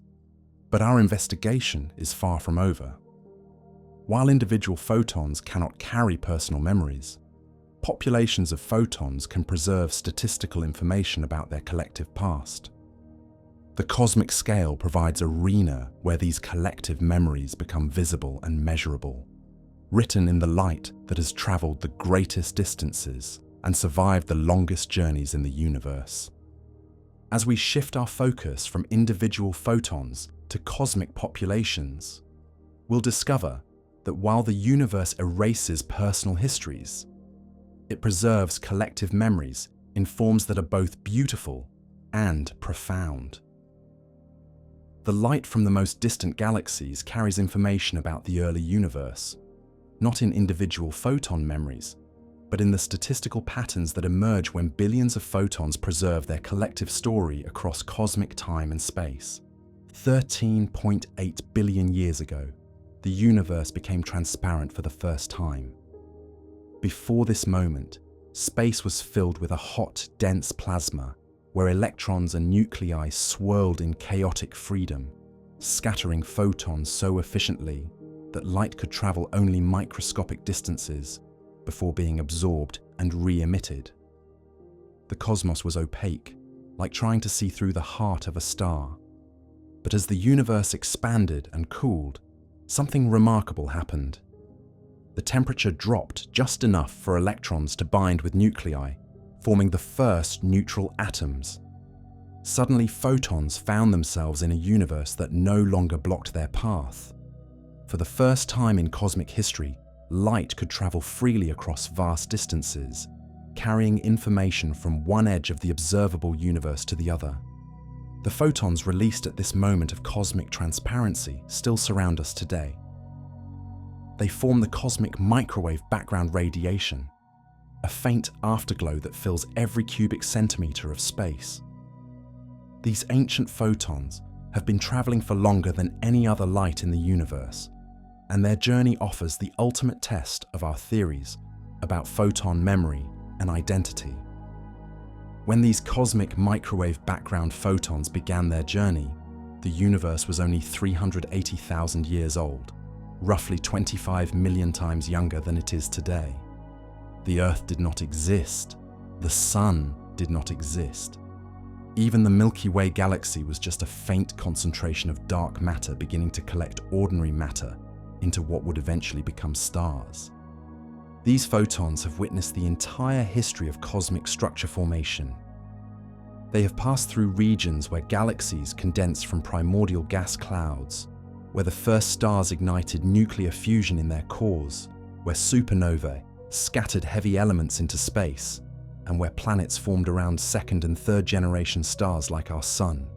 Yet despite this cosmic odyssey, these ancient photons carry almost no information about the specific events they witnessed along the way. They preserve only the faintest statistical traces of their journey through 13.8 billion years of cosmic evolution. Their near-perfect preservation of initial conditions, rather than their accumulation of memories, makes them so valuable to cosmologists. The cosmic microwave background radiation was first detected accidentally in 1965 by Arno Penzias and Robert Wilson, who were trying to eliminate mysterious noise from their radio antenna. What they had discovered was the faint echo of the Big Bang itself, radiation that has been cooling and stretching as the universe expanded, but otherwise traveling largely undisturbed through space. The temperature of this background radiation today is just 2.7 degrees above absolute zero, far colder than the depths of interstellar space. This extreme cooling reflects the enormous expansion of the universe since the radiation was first emitted. The photons started with temperatures of about 3,000 degrees, hot enough to glow with the warm light of an incandescent bulb. As the universe expanded, the wavelengths of these photons stretched along with space itself. Red light became infrared, then microwave, preserving the thermal distribution, but shifting it to longer and longer wavelengths. This cosmic redshift tells us about the expansion history of the universe. but it doesn't constitute memory in any meaningful sense. The photons haven't remembered their journey. They've simply been carried along by the expansion of space.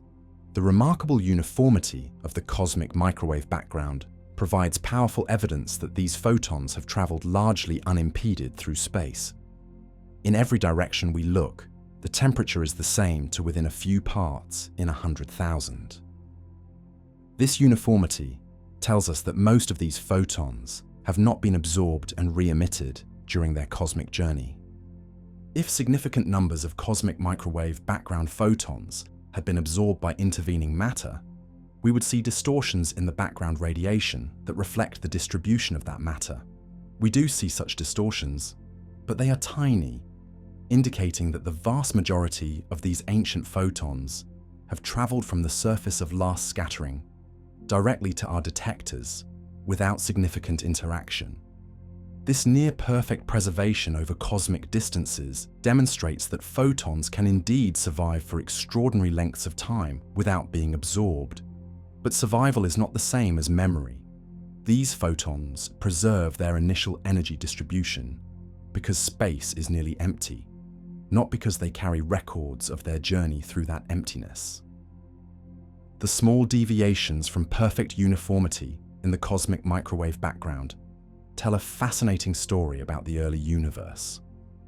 Temperature variations of just a few millionths of a degree reflect density fluctuations that existed when the radiation was first released.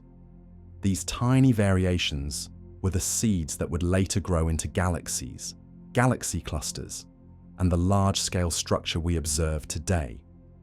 But even these crucial deviations don't represent photon memories in the sense we've been investigating.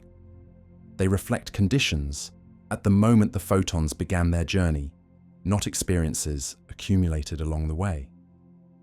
The cosmic microwave background is like a photograph of the early universe, preserving an image of initial conditions rather than recording subsequent events. Some cosmic microwave background photons have undergone secondary interactions during their journey, and these interactions do leave detectable traces. The Sunyaev-Zeldovich effect occurs when cosmic microwave background photons pass through hot gas in galaxy clusters, gaining energy through inverse Compton scattering. This creates a slight temperature distortion in the background radiation that reveals the location and properties of the intervening gas. Similarly, the integrated Sachs-Wolfe effect occurs when cosmic microwave background photons travel through evolving gravitational fields. As dark energy causes the expansion of the universe to accelerate, gravitational potential wells become shallower over time. Photons climbing out of these wells don't lose as much energy as they gained falling in, creating detectable temperature variations. These secondary effects demonstrate that photons can carry information about their interactions with matter and gravitational fields encountered during their journey. But this information is statistical and collective, not individual. We can map the distribution of hot gas and dark matter in the universe by studying these effects on populations of photons, but we cannot determine which specific photons interacted and which did not. The polarization of the cosmic microwave background provides even more detailed information about the early universe. This polarization was imprinted at the moment of last scattering by the direction of electron motion in the primordial plasma. The pattern of polarization across the sky preserves information about density fluctuations, gravitational waves, and the fundamental parameters of cosmology. Recent observations have detected B-mode polarization patterns that provide evidence for primordial gravitational waves, ripples in space-time itself, generated during cosmic inflation in the first fraction of a second after the Big Bang. These observations push our ability to extract information from ancient light to its theoretical limits. But again, this information is not carried by individual photons as personal memories. The polarization patterns emerge from the collective behavior of countless photons, each contributing a tiny piece to the overall statistical picture. Individual photons carry their polarization as a quantum property, But this property reflects conditions at emission, not experiences during the journey. High-energy cosmic ray photons provide another extreme example of long-distance photon travel. Some gamma-ray bursts create photons with energies millions of times higher than visible light, and these photons can travel billions of light years before reaching Earth. Despite their enormous energies and vast journey times, these photons also carry no individual memories of their travels.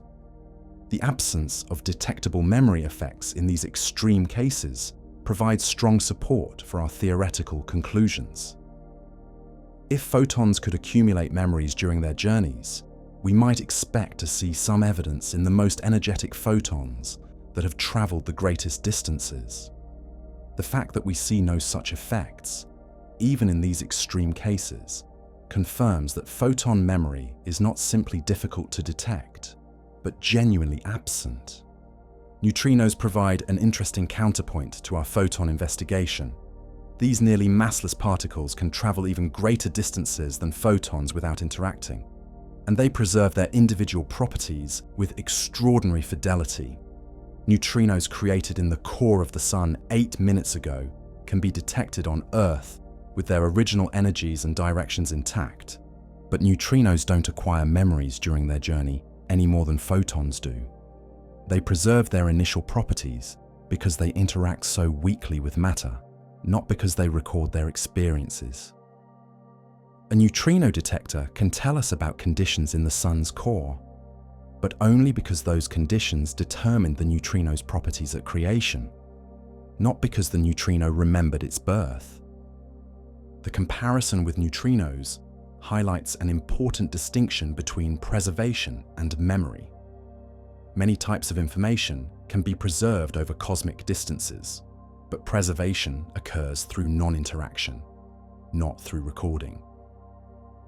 The cosmic microwave background photons preserve information about the early universe precisely because they have avoided interactions that would alter their properties. This preservation through isolation is fundamentally different from the active recording and storage that we associate with memory. Memory requires some mechanism to encode experiences and some medium to store that encoded information. Neither photons nor the electromagnetic field provide such mechanisms for individual particles. The large-scale structure of the universe itself provides the clearest example of how information can be preserved and transmitted through cosmic time without requiring individual particle memories. The pattern of galaxies and galaxy clusters we observe today reflects the initial density fluctuations that existed in the early universe, amplified by billions of years of gravitational growth. This cosmic memory is written not in individual particles, but in the collective distribution of matter and energy across space. Galaxies remember their formation history through their stellar populations, chemical abundances, and dynamical properties. Galaxy clusters remember their assembly history through their temperature profiles and substructure. But this large-scale memory emerges from the collective behavior of countless particles, each following simple physical laws without individual awareness or memory. The cosmic web of filaments and voids that connects galaxy clusters preserves information about primordial fluctuations, but this information is encoded in the positions and motions of billions of galaxies, not in the memories of individual photons or atoms. The cosmic microwave background radiation represents the ultimate example of collective photon memory. These ancient photons preserve the most detailed information we have about the early universe, but they do so through their statistical properties as a population, not through individual particle memories. When we study the cosmic microwave background, we are reading the collective memory of light itself, written in the correlations between photons across the sky, in the patterns of temperature and polarization that emerged from the last scattering surface 13.8 billion years ago. This memory is precious precisely because it has been preserved through non-interaction, through the vast emptiness of space that allowed these photons to reach us nearly unchanged. This cosmic perspective transforms our understanding of photon memory. While individual photons cannot remember their past, the electromagnetic field itself serves as a vast information storage system, preserving patterns and correlations across cosmic scales and cosmic time. The question is not whether photons have memories, but how the universe uses light to preserve and transmit information across the greatest distances and the longest times accessible to observation. As we prepare to explore the philosophical implications of our investigation, we carry with us this cosmic perspective on memory and information. The universe has its own ways of remembering, ways that transcend the limitations of individual particles and operate through the collective behavior of fields and forces that span space and time. In ancient Athens, the philosopher Plutarch posed a question that has puzzled thinkers for over 2,000 years. The ship that carried Theseus and the youth of Athens back from Crete was preserved by the Athenians, who gradually replaced its decaying planks with new timber. Eventually, every original piece of wood had been replaced. Was this still the same ship that had carried Theseus home from his triumph over the Minotaur? This paradox strikes at the heart of what we mean by identity and continuity through time. If we replace every part of something, does it remain the same thing? And if we apply this question to photons, with their constant creation and destruction through absorption and emission, what does it even mean to ask whether a photon can remember its past? The ship of Theseus paradox becomes even more complex when we consider a variation proposed by the philosopher Thomas Hobbes. Suppose someone collected all the original planks as they were removed and rebuilt the ship from these discarded pieces. Now we have two ships, one made entirely of new materials but with continuous existence, and another made entirely of original materials but with a gap in its history. Which one is the real ship of Theseus? This philosophical puzzle maps remarkably well onto our investigation of photon identity. When a photon is absorbed and another is emitted with the same energy, we face a similar question. Is the emitted photon the same as the absorbed one, like the continuously maintained ship made of new planks? Or is it a different photon entirely, like the reconstructed ship made from original materials? But quantum mechanics suggests that this question itself is meaningless. Photons don't have the kind of classical identity that would make such comparisons possible. They are not ships made of planks that can be individually identified and tracked. Instead, they are excitations of a quantum field, temporary patterns that emerge and dissolve without maintaining continuity of identity. The classical concept of identity relies on the principle of the identity of indiscernibles, formulated by the philosopher Gottfried Wilhelm Leibniz. According to this principle, if two things have exactly the same properties, they must be the same thing. But quantum mechanics violates this principle in a fundamental way. Two photons can have exactly the same properties, yet remain distinct excitations of the electromagnetic field. Or perhaps they don't remain distinct at all. The indistinguishability principle we explored earlier suggests that identical photons lose their individual identities completely, becoming part of a quantum collective where the very notion of separate existence becomes meaningless. This is a level of identity loss that has no parallel in our everyday experience. Consider how we normally think about identity in our daily lives. You are the same person who woke up this morning, despite the fact that many of the atoms in your body have been replaced through metabolic processes.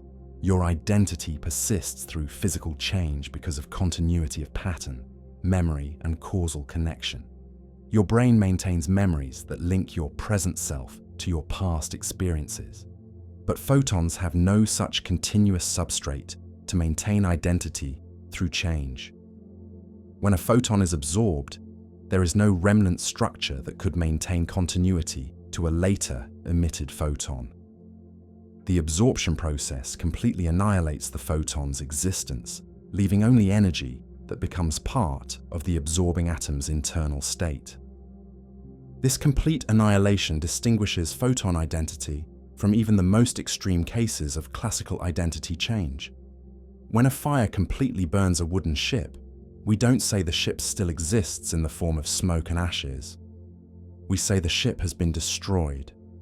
Similarly, when a photon is absorbed, it doesn't continue to exist in some transformed state. It ceases to exist entirely. Yet the energy that once belonged to the photon does continue to exist, now as part of the atom's excitation.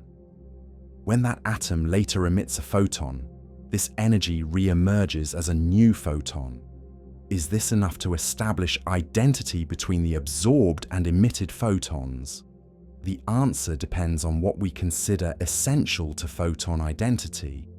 If we consider energy to be the essential property of a photon, then perhaps the emitted photon is the same as the absorbed one, just as we might consider a person to be the same despite replacing their atoms. But this view faces immediate problems. Energy is not unique to individual photons. Many photons can have the same energy, and energy can be transferred between different types of particles. Moreover, the energy of a photon is not necessarily conserved through absorption and emission. An atom might absorb a high-energy photon and emit 2 lower-energy photons, or absorb 2 photons and emit one with higher energy. The energy bookkeeping is balanced, but there's no one-to-one correspondence between absorbed and emitted photons. The momentum and angular momentum of photons face similar difficulties as markers of identity. These quantities are conserved in interactions, but they can be redistributed among multiple particles. A single absorbed photon might contribute its momentum to the kinetic energy of an atom, which later emits a photon with completely different momentum. Perhaps we should focus on information rather than energy or momentum as the essence of photon identity. After all, information seems more fundamental to identity than purely physical properties. Your identity as a person depends more on the pattern of information in your brain than on the specific atoms that compose your body. But photons carry very little information compared to complex structures like brains. A photon's information content is essentially exhausted by its energy, momentum, polarization, and spatial mode. Once we know these properties, we know everything there is to know about the photon from a physical perspective. Furthermore, this information is not preserved in a form that could maintain identity through absorption and emission. When a photon is absorbed, its information is scrambled and mixed with the thermal and quantum noise of the absorbing system. Any information that emerges in later emission events is fundamentally new, created by the current state of the emitting system. The quantum measurement process provides another perspective on photon identity. In quantum mechanics, the act of measurement plays a special role in determining the properties of particles. Before measurement, particles exist in superposition states where their properties are fundamentally undefined. The measurement process forces the particle to choose definite values for its properties. This suggests that photon identity might be created by observation rather than existing independently. When we detect a photon, we are not simply revealing its pre-existing identity. We are participating in the creation of that identity through the measurement process itself. This makes questions about continuous identity through time even more problematic. The many worlds interpretation of quantum mechanics takes this idea to its logical extreme. In this view, every quantum measurement creates multiple parallel universes, one for each possible outcome. A photon doesn't have a single, definite history. Instead, it has multiple histories in different parallel worlds, making the concept of unique identity meaningless. Even in more conservative interpretations of quantum mechanics, the role of measurement in defining properties suggests that identity is not an intrinsic property of photons, but rather something that emerges from the interaction between quantum systems and measurement apparatus. This relational view of identity has profound implications for our understanding of photon memory. The philosophical tradition of process philosophy, developed by thinkers like Alfred North Whitehead, offers another perspective on photon identity. Instead of thinking of particles as things with properties, process philosophy suggests we should think of them as events or processes. A photon is not a thing that travels through space, but rather a process of energy transmission that unfolds over time. This process view aligns well with the quantum field perspective we explored earlier. Photons are not separate entities, but rather patterns of activity in the electromagnetic field. They are more like waves on an ocean than like boats sailing across water. Waves don't maintain identity as they propagate. They are simply forms of motion that transfer energy from one place to another. The Buddhist concept of anatta, or no self, provides yet another philosophical framework for understanding photon identity. According to this view, the sense of self or identity is an illusion created by the continuous flow of changing phenomena. There is no permanent, unchanging essence that constitutes true identity, only patterns of cause and effect that create the appearance of continuity. Applied to photons, this suggests that the search for continuous identity is misguided from the start. Photons don't have selves to remember their past because they don't have selves at all. They are simply manifestations of underlying processes, patterns that arise and pass away without maintaining any essential identity. Modern physics increasingly supports this process-oriented view of reality. Quantum field theory describes particles as excitations of underlying fields, temporary disturbances in the quantum vacuum that appear and disappear according to the laws of physics. Even seemingly permanent particles like electrons and protons are now understood to be dynamic structures maintained by the constant exchange of virtual particles. This dissolution of classical particle identity has practical implications for how we think about memory and information storage in physical systems. If particles don't have continuous identities, then any memories they might carry would have to be encoded in relational properties, in patterns that emerge from interactions between multiple particles or fields. The holographic principle in theoretical physics suggests that information about a volume of space can be encoded on its boundary surface. This principle has led to revolutionary insights about black holes and the nature of space-time itself. Perhaps photon memories, if they exist at all, are not carried by individual photons, but rather encoded in the holographic structure of the electromagnetic field itself. But even this holographic encoding faces the fundamental limitations we've discovered throughout our investigation. Information encoded in field configurations is subject to thermal noise, quantum uncertainty, and the exponential growth of complexity in many body systems. The universe appears to have no mechanism for preserving detailed historical information about individual quantum events.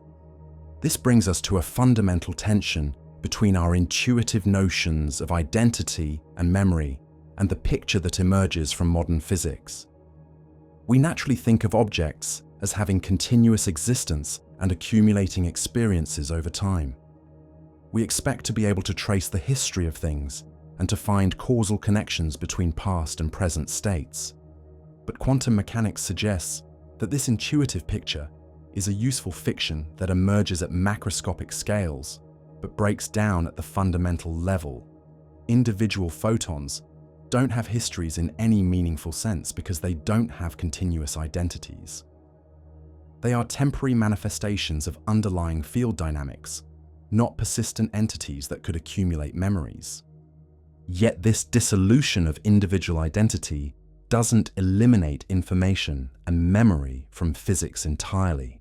Instead, it relocates these concepts from individual particles to collective phenomena, from microscopic events to macroscopic patterns, from specific histories to statistical ensembles. The cosmic microwave background radiation preserves information about the early universe, not because individual photons remember their creation, but because statistical patterns in the radiation reflect initial conditions. Biological organisms store memories not in individual atoms, but in the complex patterns of neural connections that emerge from countless molecular interactions. This suggests that our investigation into photon memory has been asking the wrong question from the beginning. Instead of wondering whether individual photons can remember their past, we should be asking how the universe as a whole preserves and transmits information through time. Instead of looking for particle memories, we should be studying field memories, pattern memories, emergent memories that arise from collective behavior. This shift in perspective doesn't diminish the importance of our investigation. Instead, it reveals something profound about the nature of information and memory in the universe. These phenomena are not properties of individual objects, but rather emergent features of complex systems, patterns that arise from the interplay of simple rules and vast numbers of interacting components. As we prepare to explore the human dimension of our quest for photon memory, we carry with us this transformed understanding of identity and information. The universe remembers, but not in the way we might naively expect. Its memories are written not in the biographies of individual particles, but in the collective stories that emerge when countless simple interactions give rise to the complex, beautiful, and meaningful patterns we observe around us.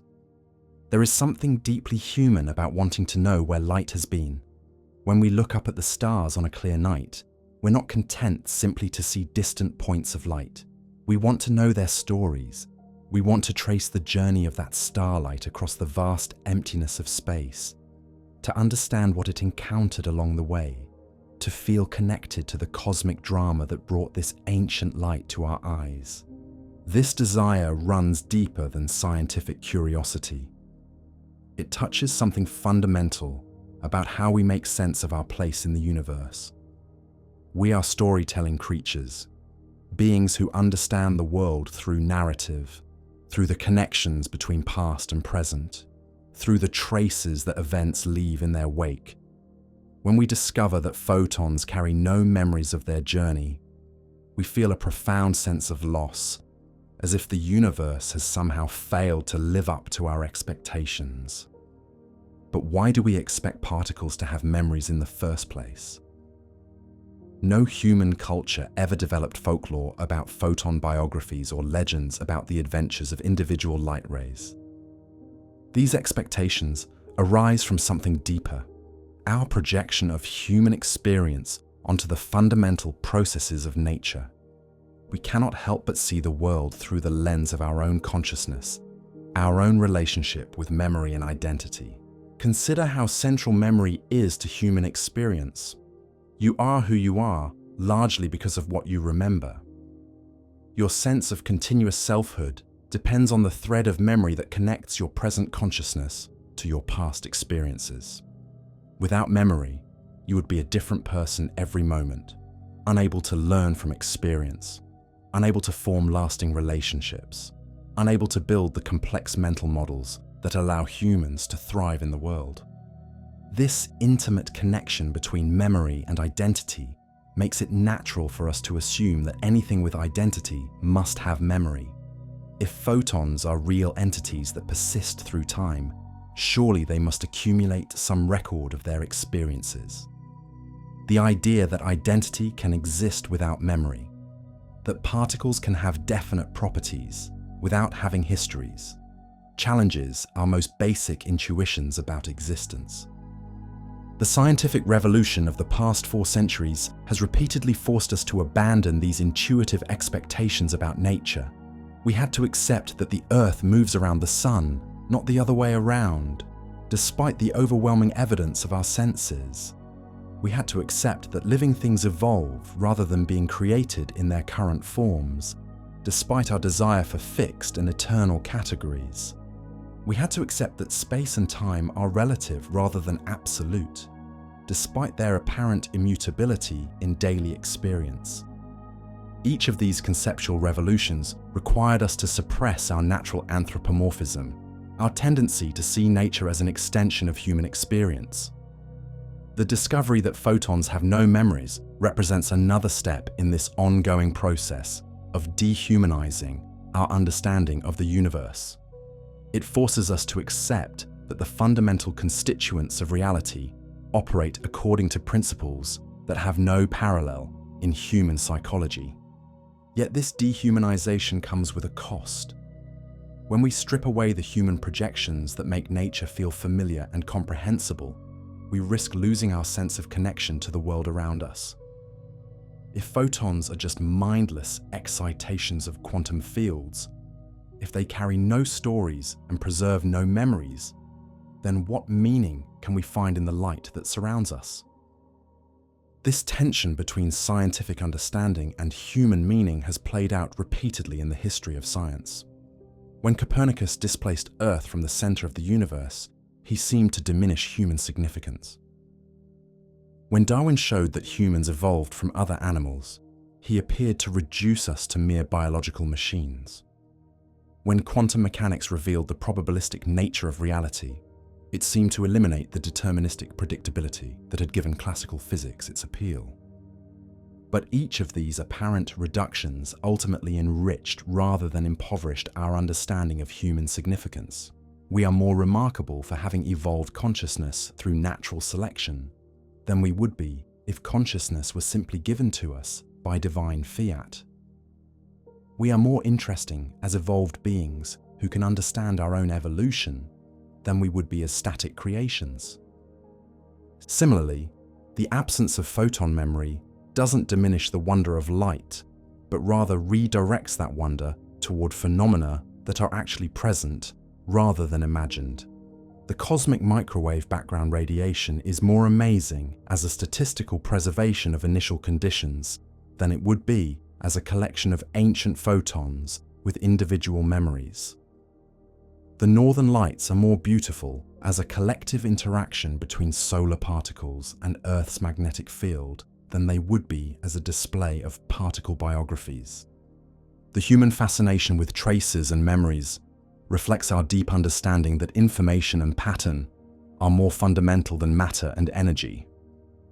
We intuitively grasp that what makes something interesting is not its material composition, but the organization of that material, the patterns that give rise to structure and function and meaning.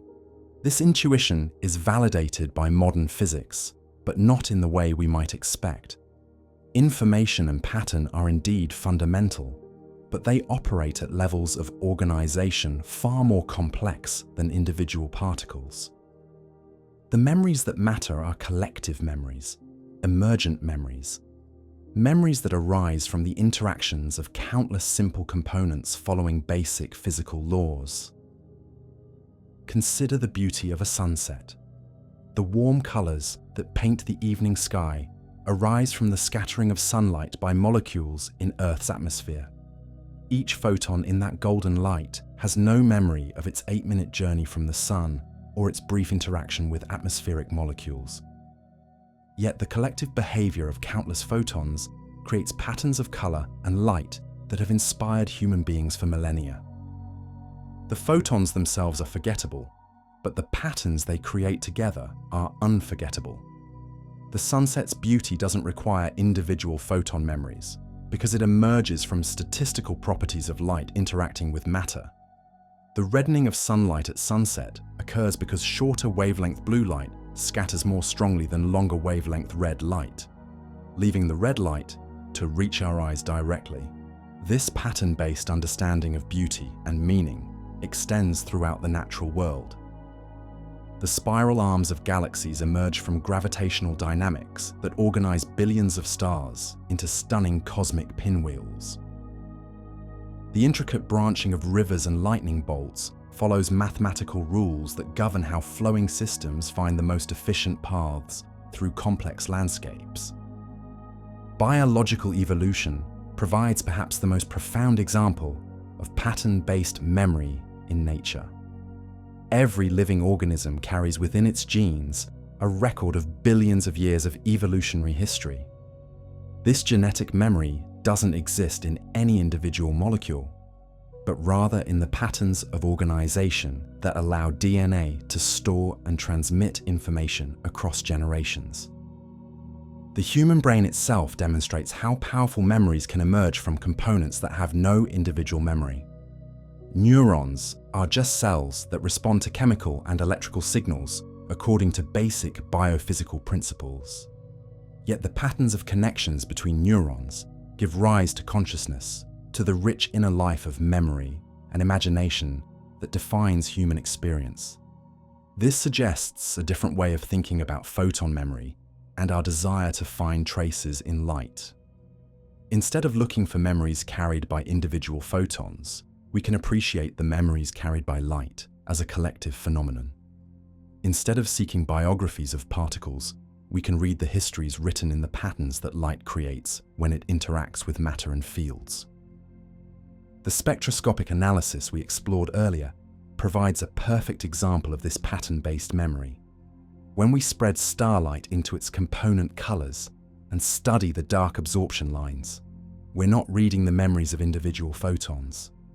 We're reading the collective memory of light's interaction with matter, a statistical record of countless absorption events that reveals the composition and conditions of stellar atmospheres. These spectroscopic memories are both more and less than what we might have expected from photon biographies. They're less because they tell us nothing about specific photon journeys or individual particle experiences. They're more because they reveal information about cosmic processes operating over vast scales of space and time, information that no individual photon could possibly carry. The cosmic microwave background radiation represents the ultimate expression of this pattern-based memory. These ancient photons preserve the most detailed information we have about the early universe, but they do so through their collective statistical properties, not through individual memories. The tiny temperature variations across the sky encode information about density fluctuations that existed when the universe was only 380,000 years old. This cosmic memory is written in correlations between different regions of the sky, in the mathematical relationships between temperature and polarization patterns, in the statistical properties that emerge when we analyze the radiation as a unified whole. Individual photons contribute to this memory not by remembering their own experiences, but by participating in patterns that preserve information about collective experiences. Perhaps our desire to find traces in light reflects an intuitive understanding that information and pattern are more fundamental than the material substrates that carry them. We want photons to have memories because we recognize that memory and information are what make the universe interesting and meaningful. We're right about the importance of memory and information, but wrong about where to look for them. The search for photon memory has led us to something more profound than individual particle biographies. It has revealed how the universe preserves and transmits information through collective phenomena that transcend the limitations of individual components. It has shown us that memory exists at every level of organization, from the quantum fluctuations that give rise to particles to the cosmic structures that organize galaxies across billions of light years. This realization doesn't diminish our sense of wonder at the natural world. Instead, it redirects that wonder toward phenomena that are actually present rather than projected. The patterns that emerge from simple interactions following basic physical laws are more amazing than any individual particle memory could be. The collective memories written in light and matter and space-time itself tell stories more epic than any photon biography. Our investigation began with a simple question about whether photons can remember their past. We discovered that they cannot, but in the process of reaching this conclusion, we've uncovered something far more remarkable. We found that the universe itself is a vast memory system, preserving information through patterns and correlations that span every scale from quantum to cosmic. The light that surrounds us carries no individual memories, but it participates in collective memories that connect us to the most distant reaches of space and the most ancient moments of time. Every photon that reaches our eyes is part of a cosmic conversation that has been continuing for nearly 14 billion years, a conversation written not in particle biographies, but in the statistical language of fields and correlations. This is the true story of light and memory, more strange and wonderful than any tale of photon adventures could be. As we prepare to close our investigation, we carry with us this transformed understanding of how the universe remembers, how it preserves and transmits the information that makes existence meaningful and beautiful. We began this journey with a simple question that seemed to demand a simple answer. Can a photon remember its past? After traveling through the landscapes of quantum mechanics, field theory, and cosmic observation, we arrive at an answer that is both definitive and profound. No photon carries any record of where it has been, what it has encountered, or how long it has traveled. Every photon exists in an eternal present, carrying no past and anticipating no future. This conclusion emerges not from limitations in our measurement techniques or gaps in our theoretical understanding, but from the fundamental structure of reality itself. The indistinguishability principle ensures that identical photons lose any individual identity that could serve as a basis for memory. The absorption and emission processes that govern photon interactions completely erase the quantum states that would have to encode any historical information. The field perspective reveals that photons are temporary excitations rather than persistent entities capable of accumulating experiences. Yet this erasure of individual memory is not a flaw in the universe's design, but rather a feature that enables something far more remarkable. By refusing to burden individual particles with the weight of history, nature creates space for collective memories that span scales unimaginable to any individual component. The cosmic microwave background radiation preserves information about the universe when it was less than 1% of its current age, not through photon biographies, but through statistical patterns that emerge from countless particle interactions. The light streaming through your window at this moment illustrates this principle perfectly. Some photons completed their journey from the Sun just 8 minutes ago, traveling 93 million miles through the vacuum of space. Others may have bounced off clouds, been absorbed and re-emitted by atmospheric molecules, or scattered through multiple reflections before reaching your eyes. Yet every photon that strikes your retina is equally present, equally immediate, carrying no trace of these different histories. This immediacy of light reflects something deeper about the nature of existence at the quantum level. Photons live in a timeless realm where past and future collapse into a single eternal moment. From the photon's perspective, if such a perspective can be said to exist, its entire journey from creation to destruction happens instantaneously. The 8-minute travel time from Sun to Earth exists only in our frame of reference, not in the photon's experience of its own existence. This timeless quality helps explain why photons cannot accumulate memories during their journeys.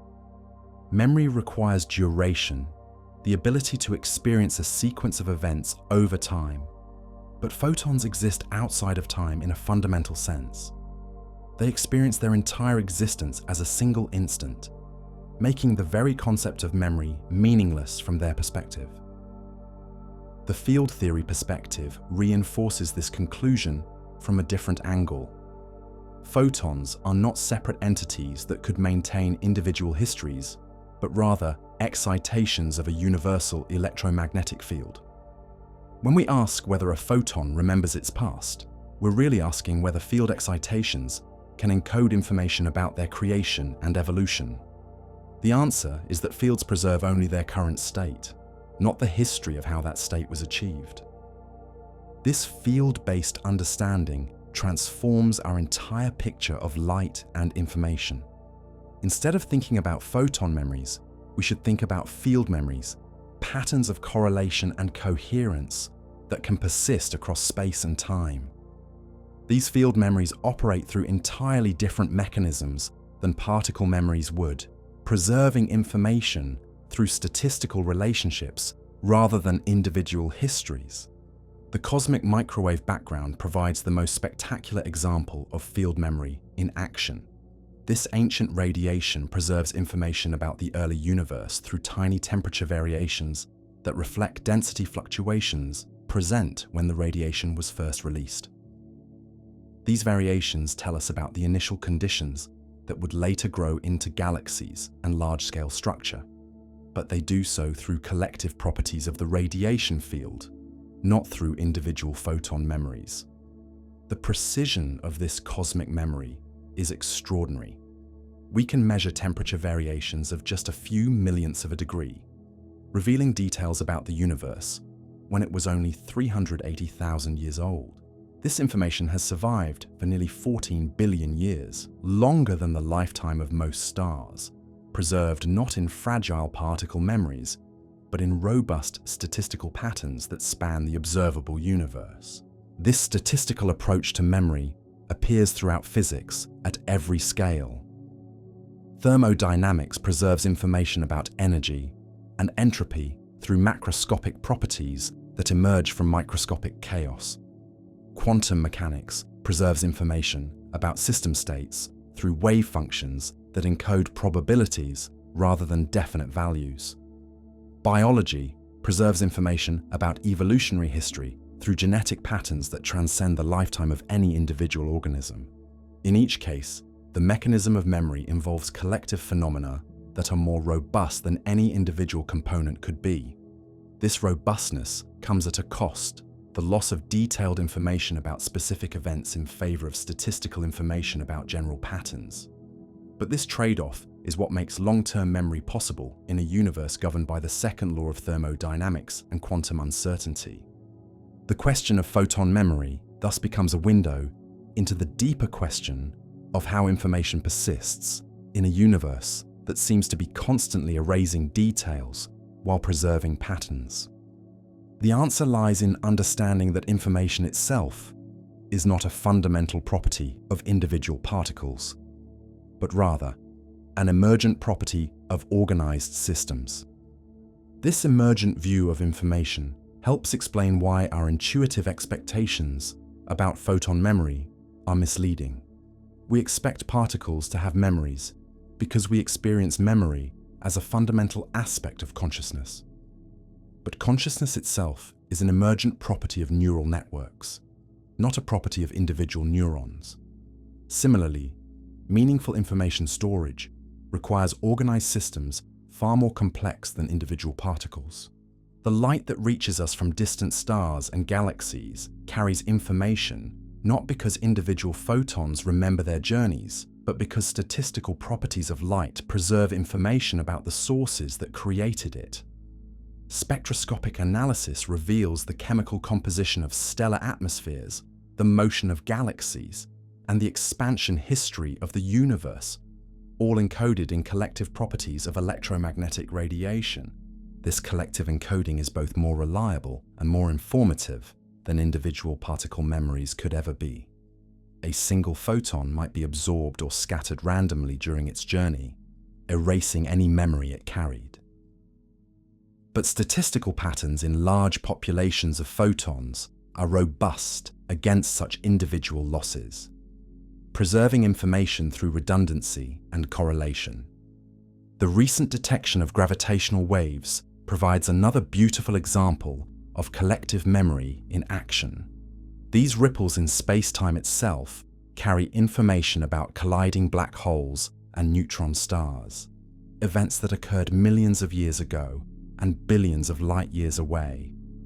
But this information is not carried by individual gravitons, the hypothetical particles that would mediate gravitational forces.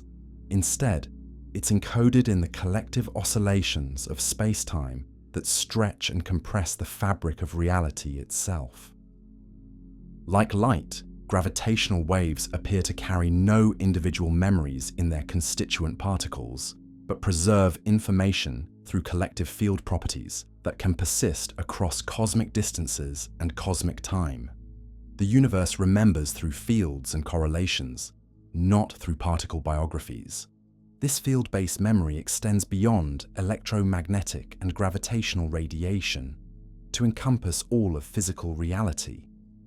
The quantum fields that give rise to matter particles also preserve information through collective excitations rather than individual memories. Even the most stable particles, like protons and electrons, are understood in quantum field theory as persistent patterns of field activity rather than permanent objects with continuous existence. This dissolution of individual particle identity into collective field dynamics represents one of the most profound insights of modern physics. It suggests that the universe is more like a symphony than a collection of instruments, more like a story than a cast of characters.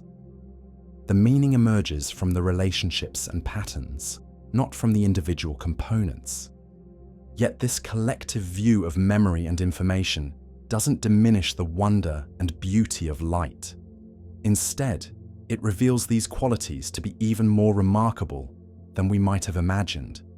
The sunset's golden glow emerges from the collective behavior of countless photons, each following simple rules that together create patterns of extraordinary beauty. The rainbow's arc spans the sky through the collective refraction of millions of water droplets, each bending light according to the same physical laws. The northern lights dance across polar skies through the collective interaction of solar particles with Earth's magnetic field, creating curtains of light that have inspired human beings for thousands of years. These displays are more beautiful for being collective phenomena rather than individual particle performances, more meaningful for emerging from simple interactions rather than complex choreography. Our investigation into photon memory has thus led us to a deeper appreciation of how the universe creates meaning and beauty through collective action. The patterns that give rise to consciousness, to life, to the cosmic structures that organize matter and energy across vast scales, all emerge from the interactions of components that individually carry no memory of their participation in these grand patterns.